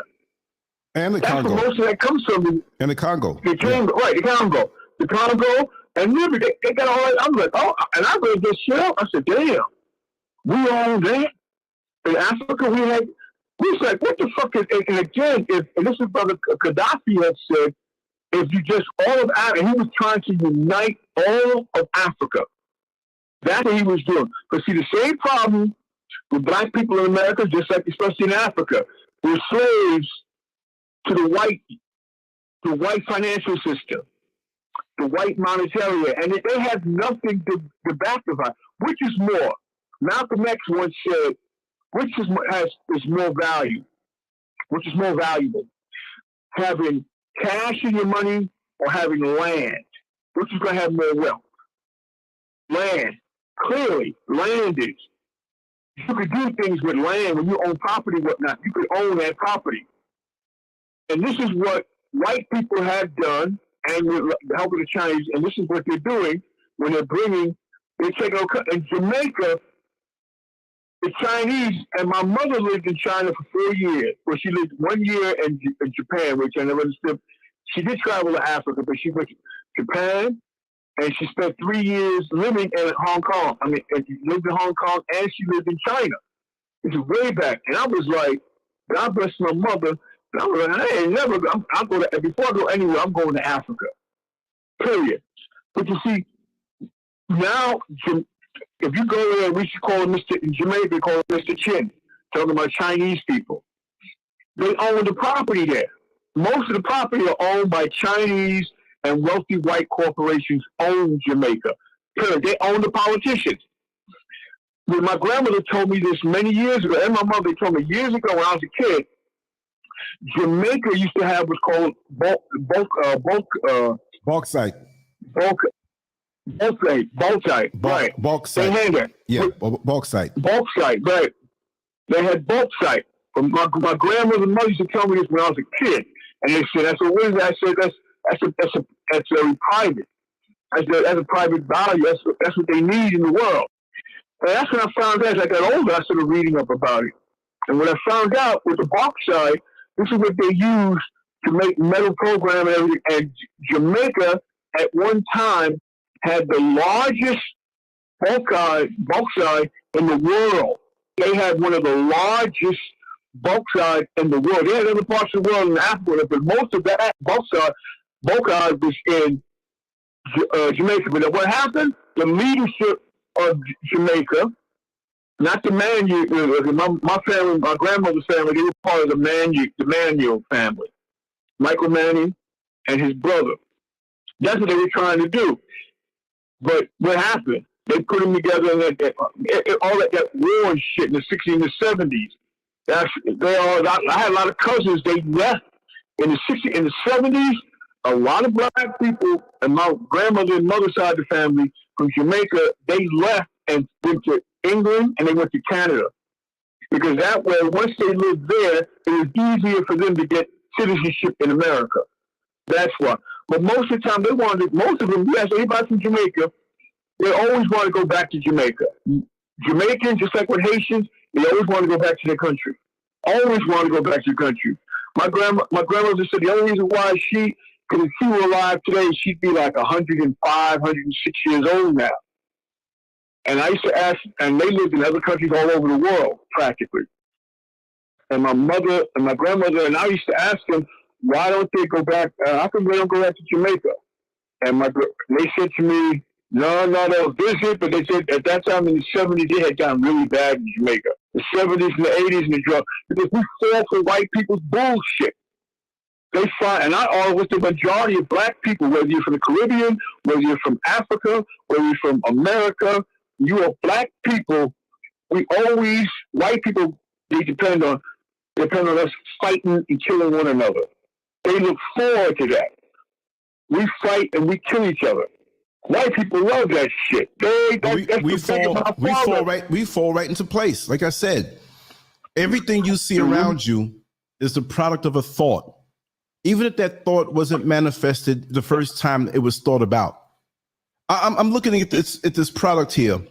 It's just so amazing to me. I'm going to drop it in the and I hope this link works, because sometimes they put extra characters on the back of these links so you can't share it. And I want everybody to look at that product there, right? Something simple. I want that for my desk. But like I said, with us, we get the charismatic, we get those who can speak well, we get those who have a talent and the gift of oratory, and they arrest the minds of black people, and we're so emotional. I'm going to say it like this. When you see an assassin, and I've worked along in the academy down in Orlando with the SWAT team. They invited me to come and watch them practice. Because when I got in corrections at first, which was merely a job, it wasn't some kind of thing to get manhood and have power over black people or black men. Because I never had an incident there. It was all love, because I explained to them that I could be in a jumpsuit just as fast as you would put in one. But when I was at this SWAT, a couple of times they invited me because they wanted me to be or join into the SWAT team after a year of serving in jail. Then that after the year, you can move on to a different agency. That's the way they do it in Florida at that particular time, back in 2001, because they spotted my talent and ability with weapons, my accuracy, which I had no background, but because I was fresh and I was taught the right way, fresh, and I'm a fast learner, I was whipping guys in their scores when it was time for us to go to the range on the target. And I won several awards for that. And the SWAT team guy, he was like, listen, man, we got to have you with us. And I'm like, I'm not interested in being a police officer. I don't want to deal with that extra level of responsibility, because now, things can quickly turn. I can serve my people better this other way. This is a job for me working in the jail, but I can talk to, and I didn't tell him all that, but I sat down and would talk to the brothers one-on-one or in a group setting. And this is why when I went on to drive the bus in the same neighborhoods where a lot of these brothers came from, I never had no problem. Oh, yo, he the popo. Oh, yo, he's the CO, man. Let's get him. I got nothing but love. So what I'm saying is that everything comes in the mind first. And then when certain things resonate with us, we back it 100%, sometimes without vetting the person. It's so easy to put up an image on YouTube. Look, I took a picture of myself. I put Lancescurv and I put all the different places you can find me. I could be lying. Maybe I'm not a podcast host. Maybe I'm not an illustrator. Maybe I'm not a blogger since 2001. But if you dig in and vet me, you'll see that I've always been there. Not to push myself above anybody, but we have these fly-by-night people that because they can stimulate us emotionally with some good words, we're made in a way because of religion to look for the savior. Oh yeah, that might be the one. Then we get disappointed. Here comes the next one with the good words, charismatic. Oh, and they say good things. And lots of them say things that are 100% correct. Not 100% in everything they say, but bring a lot of rehashed truth. And the government has studied us as a people. And if we kind of look good and we kind of talk good, and it seems as though we're for the people, I hate to say it, but I keep things real here. Many black people are sitting down waiting for a savior. They're waiting for a savior when the savior is us. I ain't waiting for no savior. There's a job I got to do that when I transcend on to the next level, no matter what you want to call it, you want to call it Judgment Day, you want to call it this, you want to call it that. I don't know what it's going to be, but I know I'm going to have to be held accountable for what I've done, as opposed to waiting for some savior when all the other races of people are not only just doing for themselves, but they're exploiting us, they're raping us, they're robbing us. But yet we defend them so fast. Well, it's not all of them. Well, if it's not all of them, who are those of them who are talking about defending us? We must defend ourselves. We are the saviors. If we can get 2 or 3 of us together, could you imagine how much gets done? And I'm not putting myself on a pedestal, but you know me here on this platform. If I had 2 brothers like me, one, and no, brother, you on point. You with me. You've been with me. We all serve in a different way. All I'm saying on this social media tip, if I had 2 brothers, younger brothers, whatever, I was like, okay, go out in the street and get some interviews. Okay, you edit this tonight. I'm going to take a break and I'm going to do the work all day. I'm going to put 16 hours of work in tomorrow. You can do it. Man, shoot. I know how much I get done as one person. So who are these who are yapping all the time? And they may have their seminars in business schools and certain things, but who is talking about a black united front? So it don't count when somebody gets shot down or raped and they're not part of your group. You don't care about them? I see black people over here in Ghana. Many who have no clue except for the white Jesus. And how do I talk to them? I can't come to them all of a sudden, say, hey, man, that's fake. Hey, man, that's not real. They will pull away from me.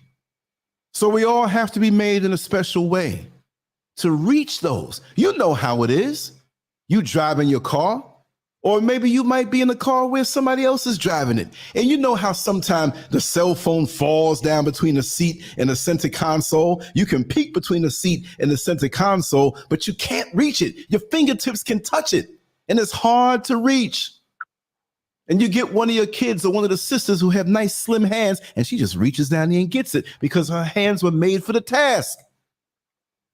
So we're all made in a special way, but we have to do it in the mindset of a unified front because there is nobody looking out for us.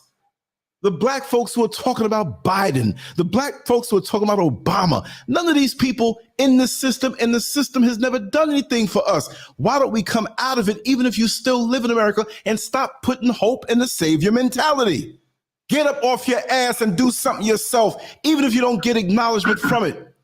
The things I do online, whatever, I get pushed back against every single day. The smart comments, getting cursed out, threats on my life. Yes, people threaten me. They put me down. I keep going because I know what it is that I have to do. Like the little kid who's inside doing his chores and he know he can't go outside yet until he finishes the chores. He hears his friends out there playing football, basketball, running up and down, laughing, talking and joking. Ice cream man coming, they get ice cream. I got chores to do before I can come outside. I got something to do with most of these people who are leading the people Are they motivating them to do something from within to better themselves? It's, as opposed to, I have a captive audience of followers who will go out into the YouTube chat rooms and comment sections and fight against people of those other groups. That's not progress. The government has done a number on us. They've studied us. They know, I'm going to say it this way. I'm sorry if I insult anybody. They know niggerology 101 better than any one of us. And I'm just kicked back seeing it. This is why I don't get caught up in that. Now, guaranteed, somebody's in the chat room or watching this show out of the 98 people watching, you know, the numbers go up and go down, and they gonna run back. Oh, Lance said something about, and they're gonna come back and say something about me. And guess what? I'm not gonna respond because that's a waste of my energy. I have a job to do. How it look, I got a certain position in a company, and I go up to the next floor where they're doing another aspect to make this company successful, and I'm up there gossiping and mad with that person. I've abandoned my post. What is the end result? What is the mission statement for these people who claim to have groups and they're doing these things online and talking and making money and doing all this different? I'm not against making money, because if you do something, there's a cost involved. It should be where it doesn't cost that much, because you should not be looking for the profit. Now, if you want to bless me to help me to move along, fine. But there are people making millions, hundreds of thousands over the black talk, over the revolutionary talk. Let me tell you something. One brother in particular, and I don't give a damn what people say about him. Because I knew the brother, again, I met him in the 80s, back in the time, about the time when I met Dr. Khalil Abdul Muhammad. And that's Reverend Al Sharpton. Now, people say what the fuck they want. It was Reverend Sharpton, when that whole thing, when them white Italian guinea bastards killed Michael Griff and Howard Beach, killed him, and nobody was going to say shit. And he was the one that went up there and started the move and the movement against those racist cops, against the police department, the law, because they weren't going to do shit. Reverend Sharpton went there. Nobody knew. They just knew him as a fat guy with a medallion. That's all. And he used to wear sneakers, wear Nikes. That's all people knew. But he was out there, and that's how I met him in the '80s, because I was getting off work, and I saw black people jumping in the subway back home in New York. He was jumping in the subway. And I was like, he said, come on, brother, why don't you jump and help us out? And I said, wow, you know what happened to that brother Michael Griffin? I said, you know what? Yeah, I'm down for that. And I jumped, and that's how I met Reverend Sharpton back in the 80s. Back then, over 45, 50 years ago, 45 years ago, that's how I met Reverend Sharpton. I jumped, I said, I'm going to jump you guys. You brothers are right. And I jumped in there. And this brother did that. He was the same brother in 1985 going through Brooklyn when it was, when the crack epidemic was starting really big in 1985, and him and his group was painting big red X's on crack businesses, on crack buildings, and telling black people, stay with me. I remember. Let me tell you something. Yeah, let me tell you something. We had what they called the civil rights movement in the 60s, 50s, whatever time. I don't think there was a day where we said, today begins the civil rights movement, right? Which it really should be human rights. It's not civil rights. It's like you have criminal court and you have civil court. If you kill somebody, if you rape somebody, you don't take them to civil court. You take them to criminal court. So the things that were done to us, it's a civil rights issue. We've been duped even with that, right? Now, they studied this, and this is something I see. Maybe I'm wrong. I'm going to express my perspective, and if I'm wrong, then down the road I'll be corrected. But I'm gonna always be genuine. And in my growth, you can go back 10 years, 15 years, 20 years. I may have said things that was my perspective, but I grew in my perspective, so it seems to be, or may appear to be, something that contradicts. We're good for that on social media, pulling up a 15-year-old clip and see, you said this. Yes, I did say that, because at that particular time, that is all I knew, and my perspective did not develop beyond. It's called growth. I mean, can you be penalized? Can you be penalized that you were 4 years old and went to the bathroom and some stuff got on your finger? 40 years later, I'm shaking your hand. You got doodle on your finger. That was the past, man. We grew from then, right? So I'm saying this. They studied us with this civil rights movement. Again, that should be called the human rights movement. That should have never stopped because we are not anywhere. We have not advanced just because we have certain celebrities, or we can now lay down with white women, which is part of the agenda to blend in with us and keep themselves around longer. Although we're going to dominate and wash them out anyway, they can't hide it. But they studied the civil rights movement, and they didn't want anything like that to happen again. They saw Black people unified. Yes, we had agents placed in who compromised us for the dollar or the status or for a reduced sentence in prison. Yes, and we will always have that faction. And I've learned how creepy this game can be firsthand. That's why I move the way I do at this particular junction point in life. But they have studied it now. And this is why, and you well know it because we've discussed this on other shows, that they're looking to stop the rise of a Black Messiah. So what do? They shoot down and kill and smear those who are doing it right. It's like this. You cut your grass every 2 weeks. The climate demands that it doesn't grow too fast where you have to cut it every week. Now you cut it this week on the weekend on a Saturday. Let's say today's Saturday. But you're going on vacation in 2 weeks. You won't be here. So right before your vacation, you cut the grass again, although that's a little earlier than your usual schedule because you'll be gone and you don't want it to grow a little further beyond and you not be here. So what do? They look over the horizon. This is the governments of the world. They don't want nobody to come with a righteous thought to upset the apple cart. They don't want anybody to come in an unselfish, uncompromised way that they can't have put in a compromised position. Oh, you see these pictures here? We'll show it to the world if you get further, so you better work with us. We'll take care of you. We just want you to be an influencer on YouTube, and you're going to say some good things against us to win the people over, to win over some elders also. But when it's time as an influencer that's backed by us, you have to say certain things against this or against that en masse with the other ones who work with us. So what do? They don't allow real leaders to come up now. When it seems as though they have it together and they're pulling the people together. And yes, charisma helps.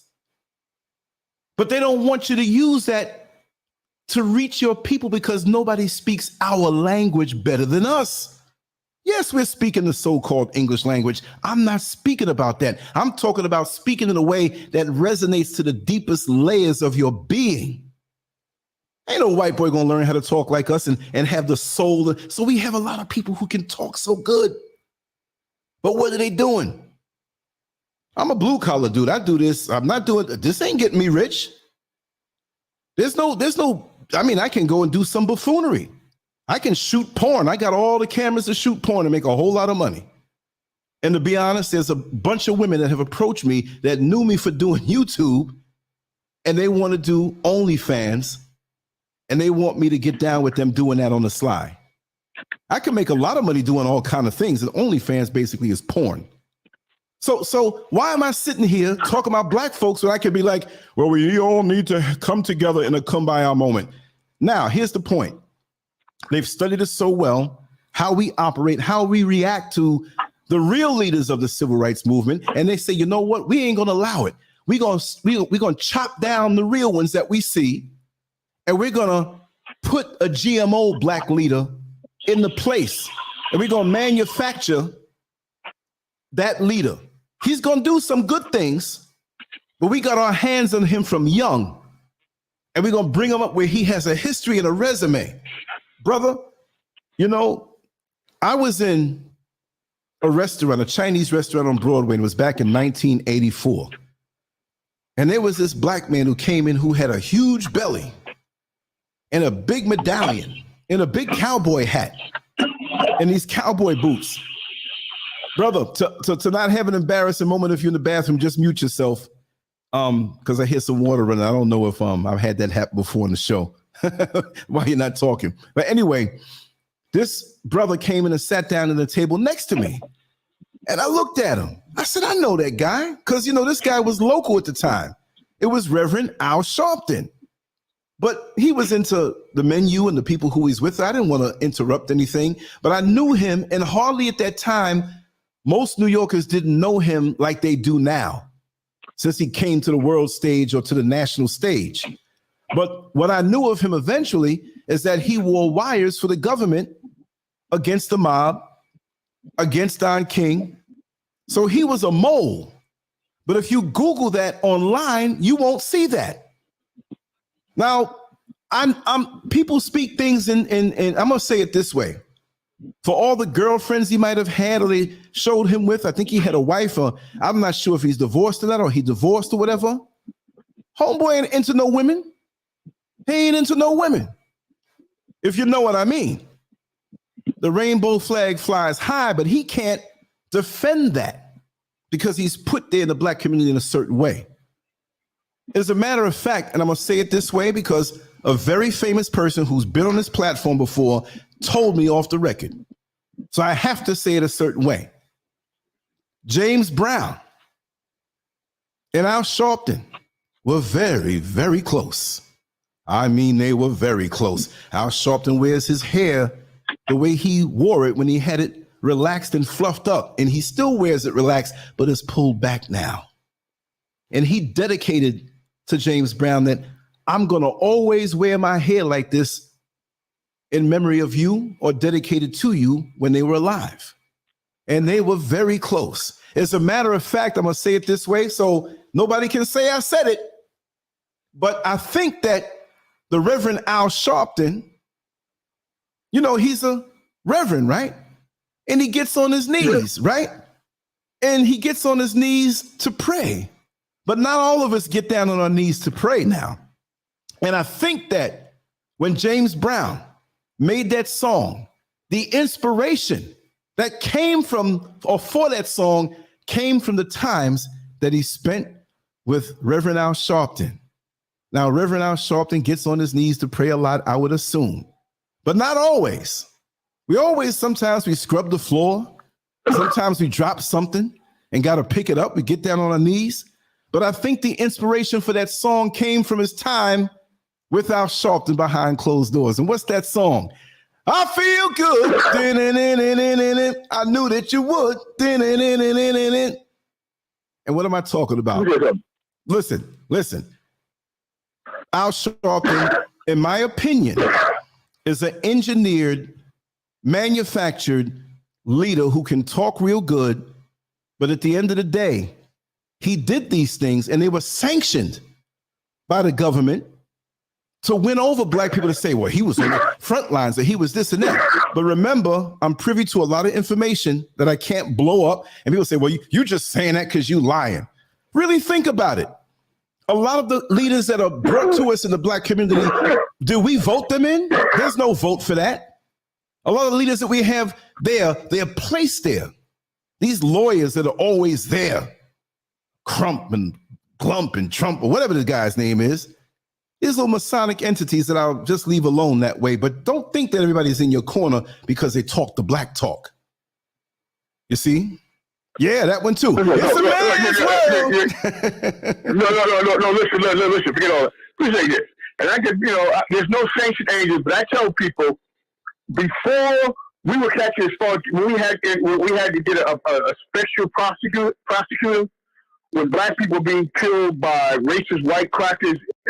I remember in New York and Howard Beach, or by racist cops or racist police officers in New York. You know who started that whole thing? Who started we marched and we came up with we fought for special prosecutors because the prosecutors were not going to help us black people get justice. It was Reverend Sharpton doing that. Him and the other people that he knew, and some like brother, another couple of them black attorneys. They were the ones that said no, because we don't trust that prosecutor. We want a special prosecutor. This is what they were talking about doing that. Nobody else was doing that in the black community. So Reverend Sharpton was doing this. See, people forget about that shit. I was there. See, I don't have to go by. See, I don't have to go by. Well, I read this book about that. I read this book. But no, I lived through it, brother. I was right there with you. I was right there with you. I grew up in it. I grew up in the '60s. I grew up in the '70s. I grew up with the Black Panthers. I grew up as a little kid in the '60s. I grew up and I watched all this was going on, and we as black people. And I tell black people, I always have to remind black people that you can, even with Dr. King, look, I love Dr. King, but a lot of us, I was more about Malcolm X. Not just because he was, he was in New York, but he was more, and I respect Dr. King, but that nonviolent and we shall overcome, I wasn't going for that shit. Fuck that. Black people back then, we were like, no, we're going to fuck you crackers back. We're going to fight you back. And that's why I led more towards him. But as I got older, Dr. King, I understood because him being from black people from the South, but he was about getting results for us. Either way you look at it, whether it was Malcolm, whether it was Malcolm X, whether it was Dr. Martin Luther King Jr., the Honorable Elijah Muhammad, Marcus Messiah Garvey, okay, all these other ones, just for the ones that in the 20th century, and Nelson Mandela, and Patrice Lumumba, and Jomo Kenyatta, what all these black leaders have, male and female, was the fact that white people did everything they can, and they succeeded, unfortunately, by getting rid of them, Get rid of them. That's the whole thing. So they had a different opinion than one. The black group had a different opinion than the other one. Their whole thing, and I ain't talking they were about getting results. Their whole thing was getting results for us black people, and that's what they were doing. They were fighting it. That's what, and not just those people, all of our black people. This is what was going on. So I give credit with credit. So when I'm looking at black people talking about, well, Reverend Shelton wasn't really there, I'm like, no. And I know, I've never met him, and I've watched his stuff. Brother Brother Umar Johnson, he's a great brother, very intelligent, everything. But he would make comments about Reverend Shelton, and I got to think about him and say, oh, wait a minute. In the 1980s, Brother Umar Johnson was just a little kid. He was a kid back then in 82 and 83. As Brother Umar Johnson, I told him when I said Brother Umar Johnson, I respect him. He's a good man, a brilliant leader. But Brother Umar Johnson in 1982-83, up from 82-84, Brother Umar Johnson was just a 10-year-old kid. Reverend Sharpton and myself, we were part of that through New York and protesting. I remember Reverend Sharpton when they were the white people in the United States was going against Haitians. He was sending he was defending Haitians, black people in Haiti. The Puerto Ricans in Puerto Rico defending them. See, people forget to have a short memory, a very short memory about that. And even though I didn't totally agree with Dr. King, I did not believe in that nonviolence shit, but that wasn't me. And come to find out, and I respect Dr. Umar Johnson, Dr. Martin Luther King Jr., but the thing about, I feel personally about the mistake that Dr. Martin Luther King Jr. made, he was supporting that East Indian guy. What was his name? Momar, not Momar, what the fuck was his name? He was Indian. And Dr. King said that he inspired Dr. King, the East Indian guy. I can't believe I forgot this white guy's name. He was a racist. This Indian guy was a fucking racist. A straight up racist. He was a fucking straight up racist motherfucker. That's what he was. And you can look him up and you read some of the things he said about black people. He was against helping black, and when he went to start trying to help South Africa. Mahatma Gandhi. Mahatma Gandhi, yes. He was an out and out racist. I read his things. I read some of the things he said about black people. He was a fucking racist. Called black people criminals and animals, and that black people are more prime, are more likely to be criminals and everything. This is what what did you say again? Oh, Mahatma Gandhi. Mahatma Gandhi, yeah. Mahatma Gandhi was a fucking racist. Straight up. He was a fucking racist. Even in India, the black people in India, which was controlled under England, Britain. I ain't even gonna say Great Britain. I just say England. And the black people, I forgot you call them in India. Mahatma Gandhi, he didn't even defend those people. So he was fucking racist, yeah. But I still love and support Dr. Martin Luther King Jr. because he did so much. See, when white people start going after you, then they were like, "Oh, we gotta get rid of this. We gotta get rid of." And there were times before he was assassinated by the United States government. Dr. Martin Luther King Jr. and I had a picture of him. Damn, I gotta find it. Where he met with the Honorable Elijah Muhammad back in 1965 or 1966. He met the Honorable Elijah Muhammad, met with him and spoke with him. Met with Brother Malcolm. That's where they had to get rid of him. They said, "Oh, you got one." Both men were brilliant and strong, and they were coming together. So when all the brothers come together, white said, "What do white people do?" They said, "We got to get rid of them. We got to get rid of them." We grew up here. Those of us black people in America or African Americans, if you have a title, you accept.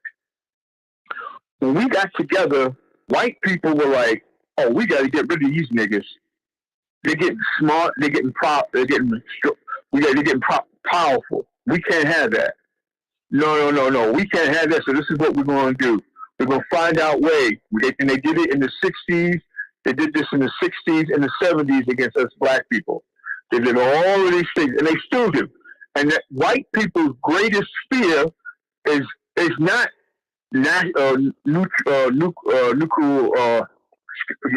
nuclear wars. White people, especially in America, they're not afraid of. You know what they're afraid of? Not nuclear war. They're afraid of black people uniting. That's what they're afraid of. We see it, whether it's here in America, whether it's Africa, wherever black people are, we unite. Haiti, Jamaica, wherever. But see, that's the whole solution. Black people should be doing for black people. Brother, the late great Mahatma, Brother from Libya, Gaddafi. God bless that brother. This is what he was talking about. He kept talking about this. And when he got a lot of support, this is why with the Nation of Islam back in, you remember in the 1980s, when the Nation of Islam, and they were, they were always self-dependent. They were self-dependent, independent.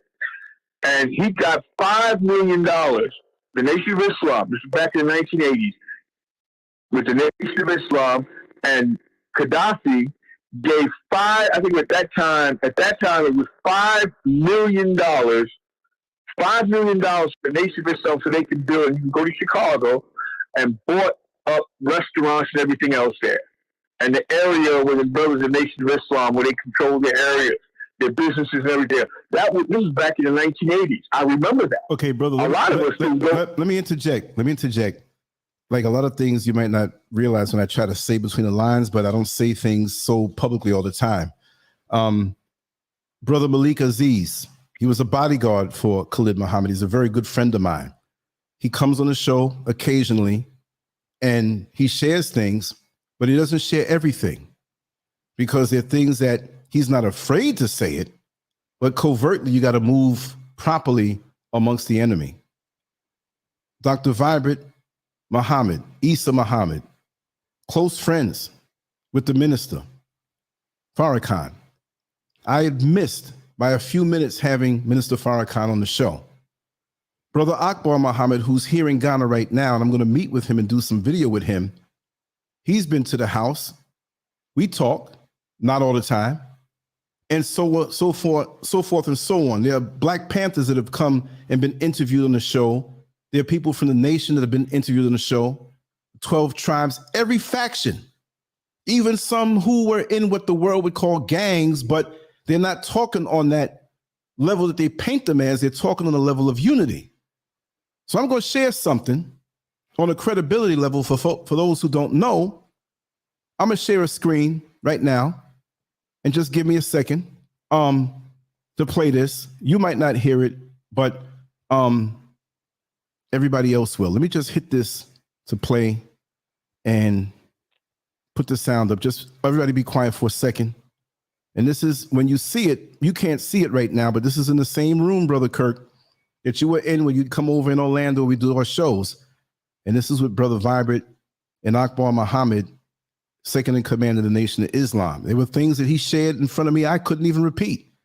And I've been to many of his lectures and videotaped it and had dinner with him. And I was embraced by people in this inner circle who are walking, talking history books. He's been with the minister since 1960 or 61 as his right-hand man.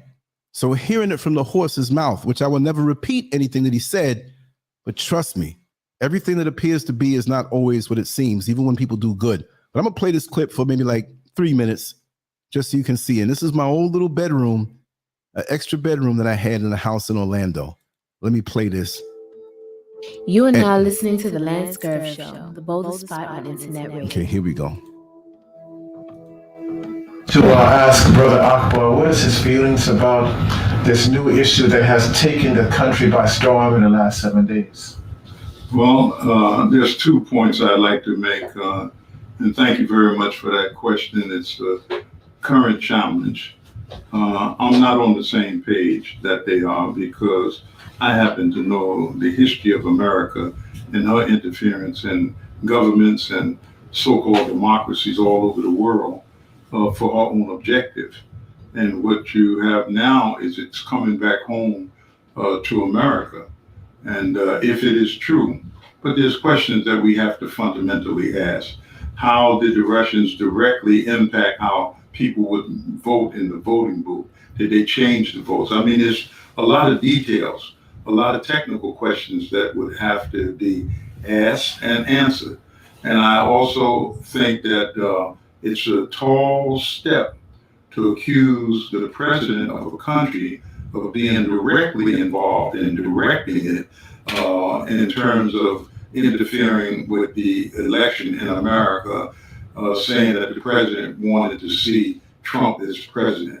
And when you unfold it and look at it, it may look like sour grapes. It may look like the pain, because nobody,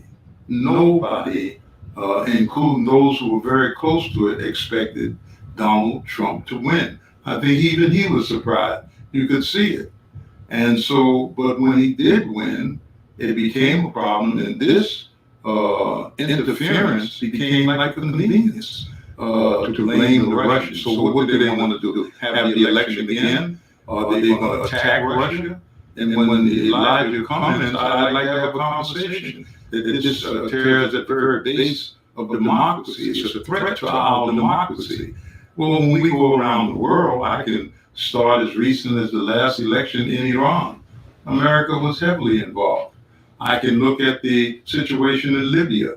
America supported those who were against Muammar Gaddafi. They were housed in America. One of the top leaders who was against Gaddafi lived right there in Alabama and was supported by the CIA. And I can go on and on and on. So what you have done to others, now it comes home to you. And now you're talking about, even some people talking about attacking Russia over this. And I don't see it that way. I think they need to look into it, show how they interfered with the election, even the count. And maybe they are thinking that we should have the election all over again. But to me, I don't think that it's what they're making it to be, because I just, and with all of my political knowledge, it may not be that great, but to accuse a president, I haven't heard presidents around the world accusing America of interfering in their democracy. And the same thing with the phone call between Taiwan and the President-elect Trump. People could say that he was interfering in that phone call. I'll drop the link for with this. a country I just wanted that to share is challenging and their make some mother points. country, China, not be recognized as a part of China, but an independent country. Okay, go ahead. And I want to say something about this, but go ahead with what you're saying. No, let me just say, that's good, but here's the thing. And I always use the example. And again, when I hear people can talk about showing people whom I met and knew personally, like Dr. Khalid Muhammad, there's an actor, and you probably remember this black actor. He passed away, God bless his soul. brother Johnny, his name was Johnny Barnes. If you remember the movie that came out in 1980 with starring Robert De Niro, and the movie called Raging Bull, the brother who portrayed Sugar Ray Robinson, he was a friend of mine. Brother Johnny Barnes. He passed away already. He broke my heart. I met him in the early 1980s. I met him. And we became friends. And he would always call me by my last name. Hey, Odom, what's up, Odom? I introduced him to my mother. And he would tell me things. Because if he were alive today, he'd be like 85, 86 years old now. And this brother was in the Nation of Islam. He told me a lot of things that he was going, even with the Nation of Islam. He said a lot of things people don't know about the Nation of Islam.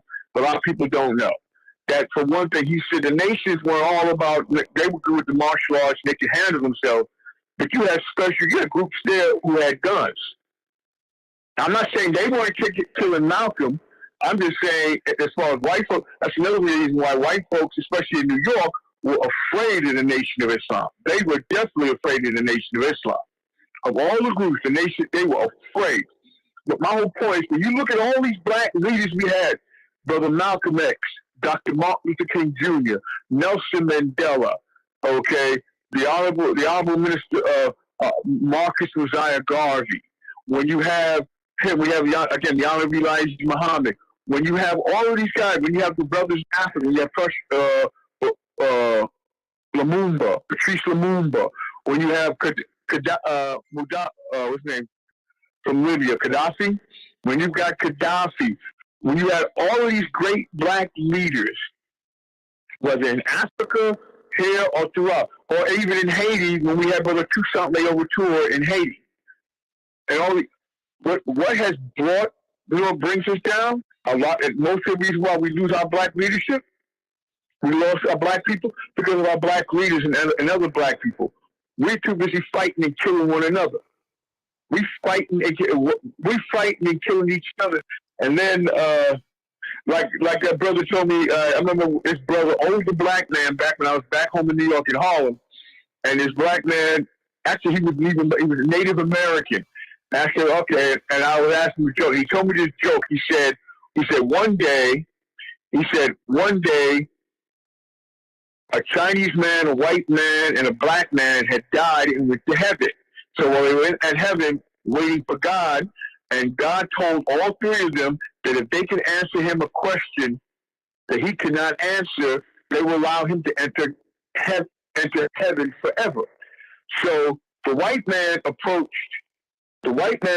God and asked God. God had asked the white man, "Well, how many size of land do we have? What's the amount of land? Exact amount of land that we have in the world? How much do we have?" And the white man couldn't know. The white man had asked God, how much land is on the beach? How many sands of beach throughout the entire world? And God told the white man exactly how many sands of beach throughout the entire world. So the white man walked away. He was disappointed. Then the Chinese man walked up to God and asked God. The Chinese man had asked God, "Well, how many exact amount of stars do you have in the world, in the entire sky, throughout the world, throughout space?" So God told him exactly what it is, and it was. So the Chinese man walked away. Finally, the black man, he walks over to God and whispers into God's ear, and God said, "Oh, welcome to heaven," and opened up the door for the black man to enter heaven and forever. So both the white man and the Chinese man went over to God and asked God, what did the black man ask you? What did the black man ask you that we couldn't answer? And God answered, when will black people unite and stop fighting each other? And when the Chinese man told me that story, I'll never forget that. It's an older guy. He was Native American. And when he told me that, I told some coworkers, some brothers, our coworkers, and some of the brothers were mad. And I said that shit. You know, Indians, they can't talk about all that because they ain't all that. I said, that's not the whole point. You have to listen to the point of what he was just saying. It's the same damn thing. Right? We are always fighting each other. And every time on all our history, every time white people, as soon as we started something and became successful, started becoming successful, and we started becoming united, white people say, "Oh, we got to get rid of them. We got to get rid of them." And we fall for the same. We fall for white people's bullshit. We fall. In America alone, in America, I ain't even going to talk about the rest of the world. In America, black people in America, we are the greatest buyers, not sellers, buyers of items. We're the greatest buyers in America. We buy over $2 trillion a year. Over $2 trillion. This is what we do as black people in America alone. We spend. This is why all these other foreign people, people from other foreign countries, they can come in America and they make their money. They don't make their money, a lot of their money off white people. You know, they make their money off of black people. Black people going. We from New York. We went to a black neighborhood. I saw Chinese people Chinese opening up soul food. When I was still, before I moved to Florida, when white people, Chinese people opened up soul food restaurants in black neighborhoods.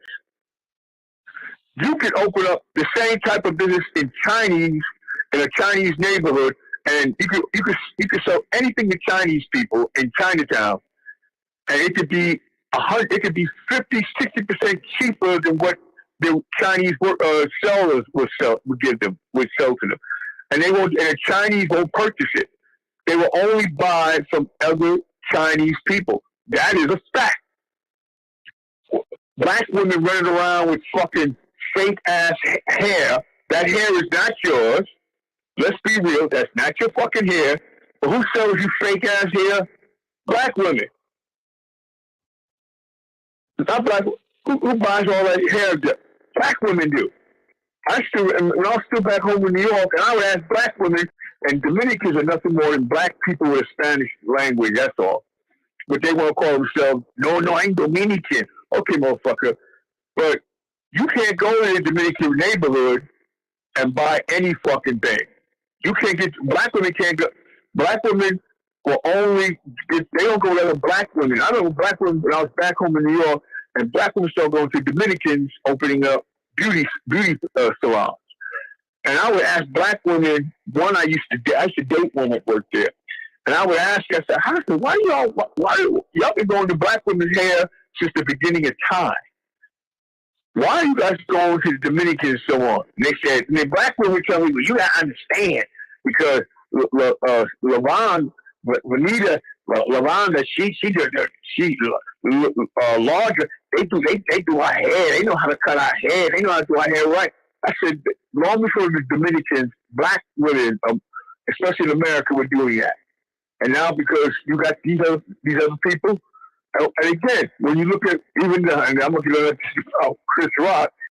Chris Rock, 13 years ago, did a movie called Good Hair, and he talked about that shit. As a matter of fact, a woman I dated was in that movie. And I was like, oh shit, there she go. And and that was one of the few, it was called Bernice. It was Bernice. It was one of the few black-owned, at that time, it was the only black-owned beauty salon in Harlem, because all the other ones were bought out. Black women were going to Dominican, they were going to the Koreans to buy fake-ass hair and shit. And that's us. And that shit is us again. And I got to look at us. So when we always talk about white people are always going to be white folks.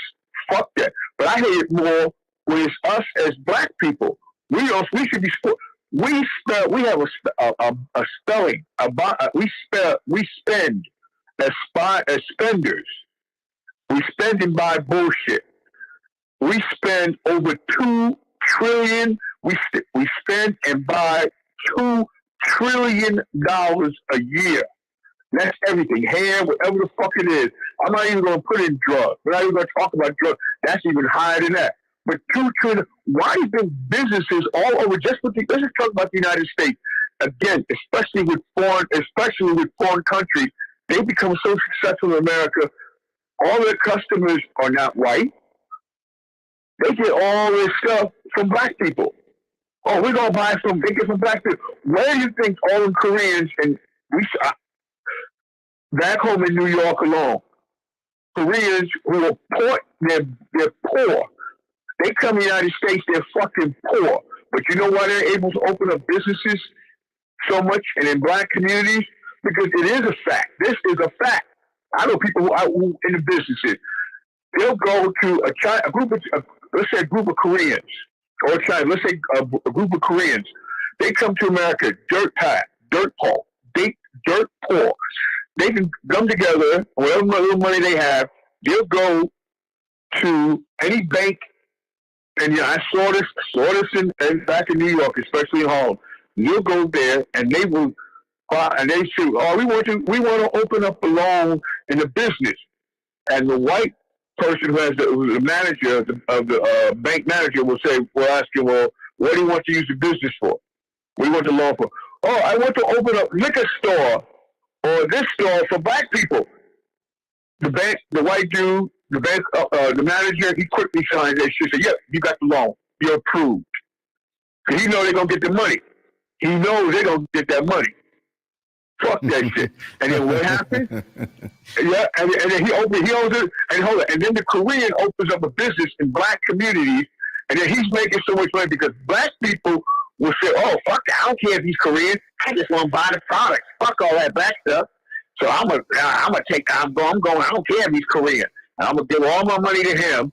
And then the Koreans say, "Oh, good black people. Yes, black people. We're gonna take we take care of you. We take care, and we're gonna take the money, and they're gonna pay off the bank. They're gonna pay off the bank, white bank, the white bank owners. They're gonna take their money and pay off the loan, and now their business, their credit goes up. See, this is how this should go. But see, it becomes successful because black people are out. Now let some black people try to do that same shit in a Korean neighborhood. A black person, even a black person didn't even need a loan. Let's say he had the money, he or she owned a business in a Korean neighborhood or a Chinese neighborhood, or even a Dominican neighborhood, and let him or her open up businesses in those foreign communities, and they can offer the same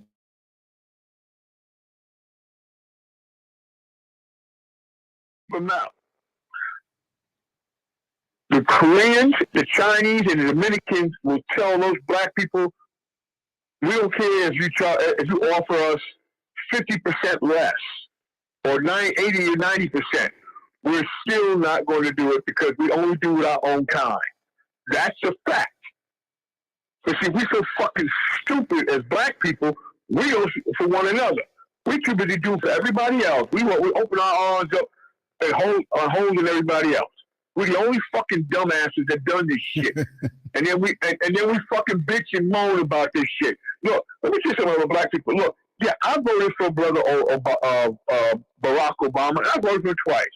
All right, I admit. But here's the thing about it. The first thing Obama said, and that's when I knew something was wrong. The first thing Obama said, he told black people that he's for all Americans. He's not just to help black people. But yet he signed for different laws and federal laws. He signed for to help Jews, especially from India. What's the other country? Israel. They gave money to Israel. Gave money to homosexuals. Gave them money. Passed laws for them. White people from Europe, all over Europe, when they come here, they can come to this country and gain citizenship here in America. He signed those laws when he was in office. When we came for black people, he said he can't do anything for us. Fucking Joe Biden. This motherfucker, what did he do when he became president? Before he became president, he said, look, he told black people on television, he said, black people, if you don't vote for him, then he ain't gonna do nothing for black people. This is what Joe Biden did. Now, I hate Republicans because they are straight up racist, redneck, cracker motherfuckers. Period. They are all racist motherfuckers. All Republicans are racist, greedy motherfuckers. But you know what? These Democrats they're two sides of the same coin. They're both two sides of the same coin. And black people, we should be. All of our black leaders that we had, like I just said, Brother Malcolm, the Honorable Elijah Muhammad, Marcus Messiah Garvey, Booker T. Washington, Malcolm X, Dr. Martin Luther King Jr., Nelson Mandela, Patrice Lumumba, Jomo Kenyatta, and all these black leaders, they were always talking about, let's do for black people. We should be supporting black businesses. This is what they were talking about. Let's do for black people. Black people do for black people. That's what we should be following them. It's nothing new. We've been doing this shit for so long. As black people, African Americans, whichever title you want. This is what we have been doing for so long. This is what we have been doing for so long. But we get too fucking stupid. Now, let's talk about what they've been talking about since Sunday last week. And yeah, I'm going to talk about it. Yes, what Will Smith did when he pimp smacked Robert,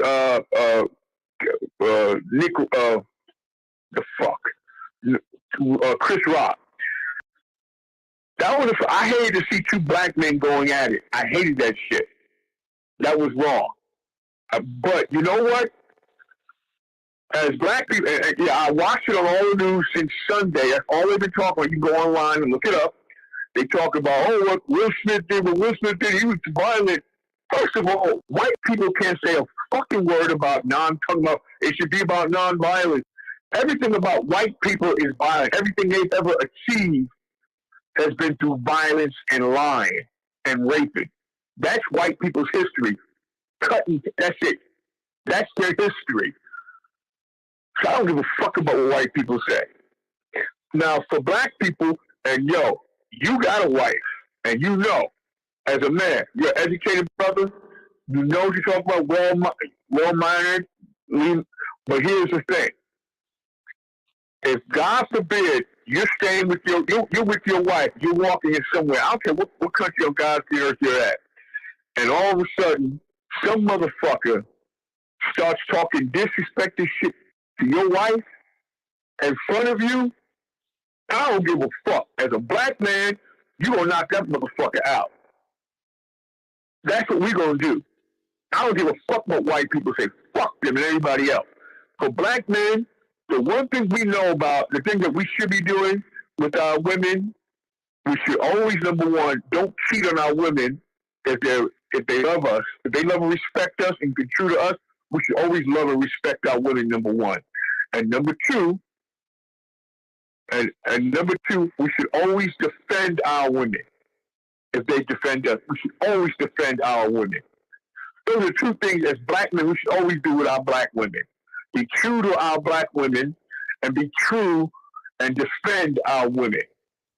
By all means. That's what we let me interject. That's what we should be doing. So I get pissed off and I get pissed off. So I'm not saying what Will Smith was right, because quite honestly, if I had done it, and a lot of brothers, what Will Smith should have done, Will Smith, when he got up, he should have got up in Chris Rock's face and said something behind his face and said, look, yo, Chris, don't talk about my wife. All right? And then, give him some dap and just walk back down and sat next to his wife. You know what would happen? Chris Rock would have been forced to say, I apologize, number one, right then and there. Number two, the whole world would have said, damn, Will Smith defended his woman, but he was still respectful as a gentleman, and especially defending a black man, defending a black woman and another black man. Right. Teaching another black man. Brother, let me interject. That's how Will Smith should have done it. I'm not cutting you off, but the battery on the phone is on the red. Okay. So we're gonna wrap it down soon. I don't want to, but I the way I should have set up a different way, because we've been on for like 2 hours, 19 minutes. I want to continue. And I just want to say also that, I just had 5 hours of sleep in the last 2 days. So that's I'm probably going to take a little nap after this. Yeah, and I will call you Oyala, but let me just interject. Going way back about the black leaders. I'm gonna come back up to this point, and I'm gonna let you have the final word. And it may cut you off, but it's not me. I would never hang up on you, brother. You know that, right? So, going back to the black leaders, any real black leader, manufactured or fake, well, really the manufactured ones, but the real black leaders of the world never give up the mission. They don't get to a lofty position and you don't see them anymore. They live this through good times and through bad, even when they're attacked by their own people, and it breaks their heart. And it's only in death oftentimes that you realize that this person loved you as a people unconditionally. But the others who are in it for profit don't give a damn, because as they count their money or they enjoy their lofty status after stopping their so-called movement, they didn't give a damn in the first place. And as far as the whole thing with Will Smith, and the more that goes around about it is the more we did several videos touching on that. I had a young lady come in and speak on that for a few minutes, and it kind of went viral for me. If a video hits 2,000 hits, it's viral for me. It never goes to 100,000 or whatever, maybe after 10 years. And the Akbar video that you just saw only had 245 views after 6 years. That was recorded in 2016 and only had 245 views. So 6 years, let's divide 6 years, let's say in 245 views, that's roughly 6 times 4 is 240. So each year, that video got 40 hits in 12 months. So let's break it down around about 12 months, 40 views. That means roughly it got 4 point something views, because 12 times 4 or 12 times 3 is 36, right? So 3 hits a month, and it's Akbar Muhammad. That tells you something. And I have a lot of other notable people that are there, but I just wanted to say about Will Smith. Hold on, but let me just finish this up so I'll give you the last word, because it's going to cut off soon. That with Will Smith, my thing is that it's multifaceted. It's a multifaceted distraction. The Oscars had bad reviews, or they didn't have as much viewership in the last few years. So this truly brought it up to par. If it's two black men punching each other, it's no problem, because that's to the delight of the slave master and oppressor, because they say, hey, look, no matter how high up these black folks are, niggas will always be niggas. Then my thing is, as he pushed this open relationship thing, and I'm not saying that he wasn't part of it. He was in it and he was doing his own thing too. But when his wife got on the red carpet, her show, speaking about her dealings with this next man, did Will Smith go up to him and punch him?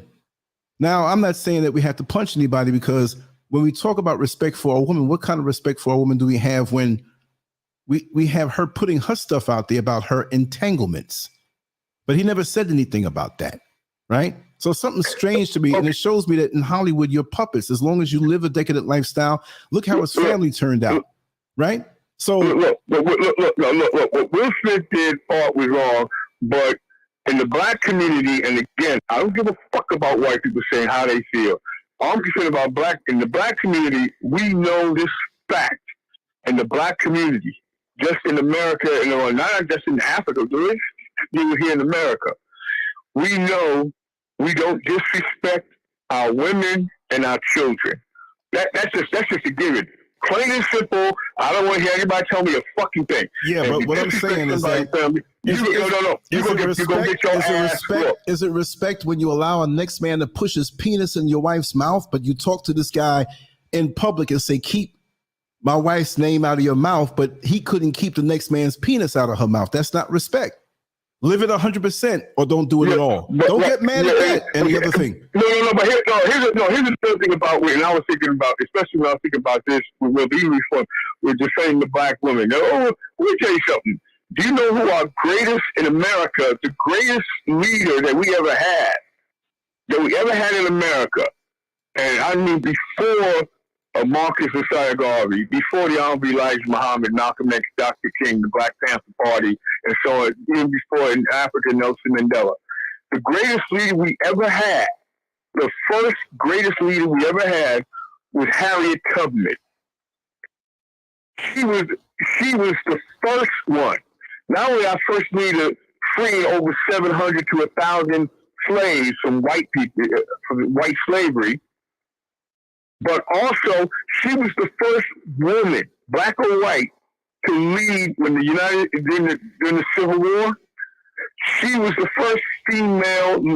She was in charge of the North against the South. She led the North. She said the North, okay, to beat the Confederates. She led them. One of the North Confederates, the North. This is what she did, and that woman did all. She didn't care about money. And this was during slavery.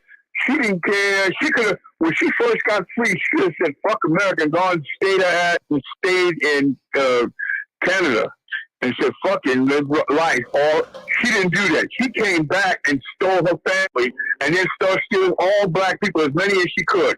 Over 700 black people she let you. So we owe her. Above all black, I say before any black leaders in America, Harriet Tubman. Fuck everybody else. I mean fuck everybody else, but I give Harriet Tubman before all other black leaders. I give Harriet Tubman, plain and simple. And black people, we should be doing with black people. All the black leaders we just got through talking about, all those black people we just got talking about, those are they did everything for us. Yeah, continue to talk, brother. Continue set the land. Continue to talk, but wrap it down because you're going to get cut off. Listen.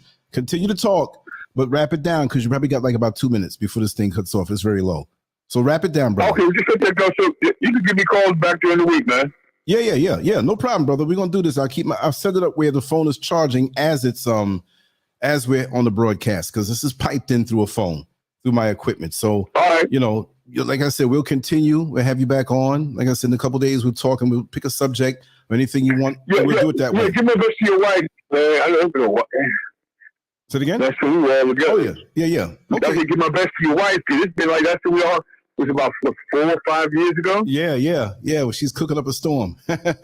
Yeah. So, like I said, I'm not cutting you off. I don't want to cut you off in the middle of something. So let's wrap it down here like this. And then we'll come back. Man. I'll do that. Okay. So I'm gonna call you. I'm gonna call you tomorrow. We'll continue. We'll plan a day we can come on back, and I got to get Big Spence on, and yes, we're gonna chop this up every night. All right, brother.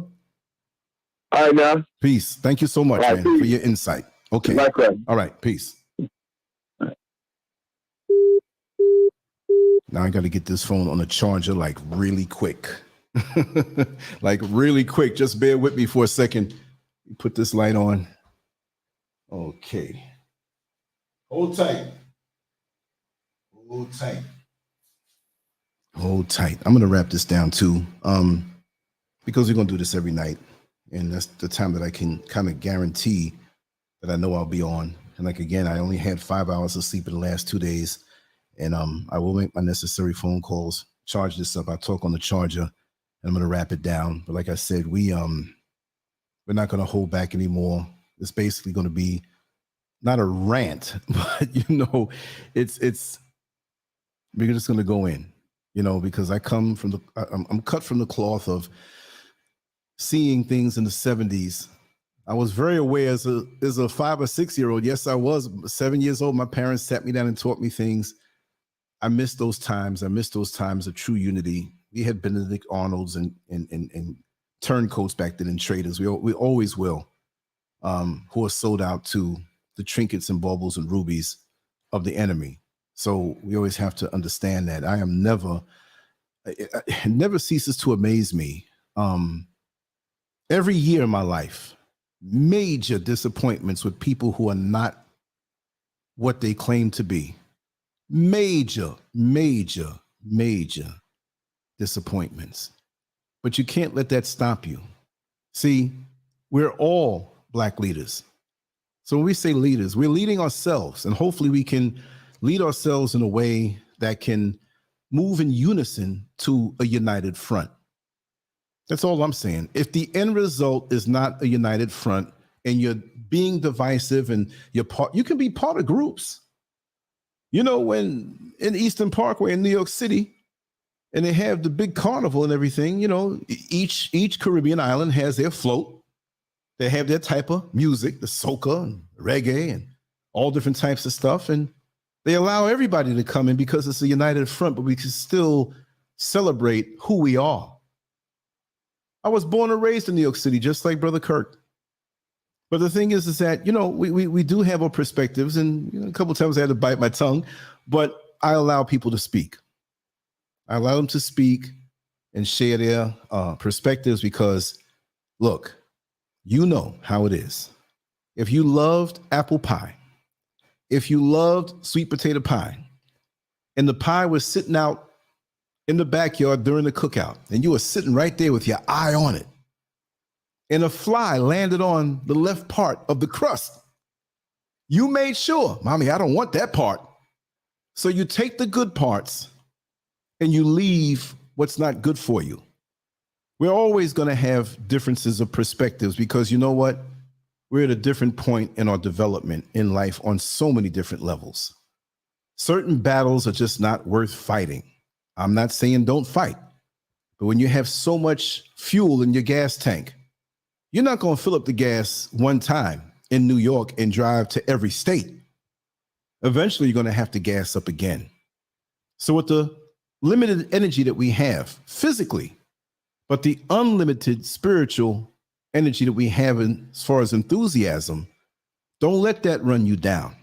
Balance yourself, pace yourself. Me of all people are saying that, and I had 5 hours of sleep in the last 2 days, but I'm getting better with that because my enthusiasm supersedes the body. If I can talk all night long, all the way into tomorrow and just have a show, talk in my sleep and have a show, run it 24 hours, I do it. But I'm learning now at this, I'm not saying late stage, like I anticipate leaving out of here soon, but it's late compared to me being a 20-year-old. I can't do what I used to do at 20. I'm almost as good, but I would not be wise to do that. At 20, I could stay up all night, hang out with somebody, get into the calisthenics and the festivities, and go on into work the next day without an ounce of sleep and be just as fresh. Why would I do that now at this age? So with the chronological time that passes by, we have to be wise and understand what we have left. And I want to maximize that. I want to make it more effective. I want to make it where we can bring more people together. This is how I was raised. This is how I live. Other people may not agree with that, but that's just the way it's going to be. So that being said, just know that I love you all, and I'm going to come back tomorrow, and I should get some sleep. We're back to 6 p.m. in the evening as opposed to 7:45 like I did, because I needed that extra bit of sleep because I was really, there's a thing called sleepy and fatigue, but I don't know what I was feeling. It was like some illness was going to hit me if I stayed up another hour. I was shivering and jumping and shaking all kind of ways. And I'm just so glad Brother Kirk had called. We called out his name the other day when we were speaking to Spence, and boom, here it is. It's amazing how the universe operates, and we have to trust in that. There's certain things that we can't control, but we can control ourselves and our thoughts. And if we move about the earth with the righteous intentions, at the end of the day, no matter how much pain we have to take or feel, we have to know that everything is going to be all right, regardless. So that being said, oh, y'all, I'm going to give you a call. Empress, I'm going to give you a call. I don't know if I'm going to stay up for an hour or two, but I'm going to clean up a little bit. Give me a few minutes, and we're going to I'll plan some shows for tomorrow with topics, and we're going to make it happen because I'm going to stay in all day. I may take a trip out, but I'm going to stay in most of the day and recuperate and create some content. Much love to you all. Thank you so much for being here. We had fun tonight. We educated ourselves. We reaffirmed certain things that we already knew. But the main thing is that we sharpen the swords in the leisure time that we have so that when it comes time for battle, we'll always be ready. Much love to you all. Take care.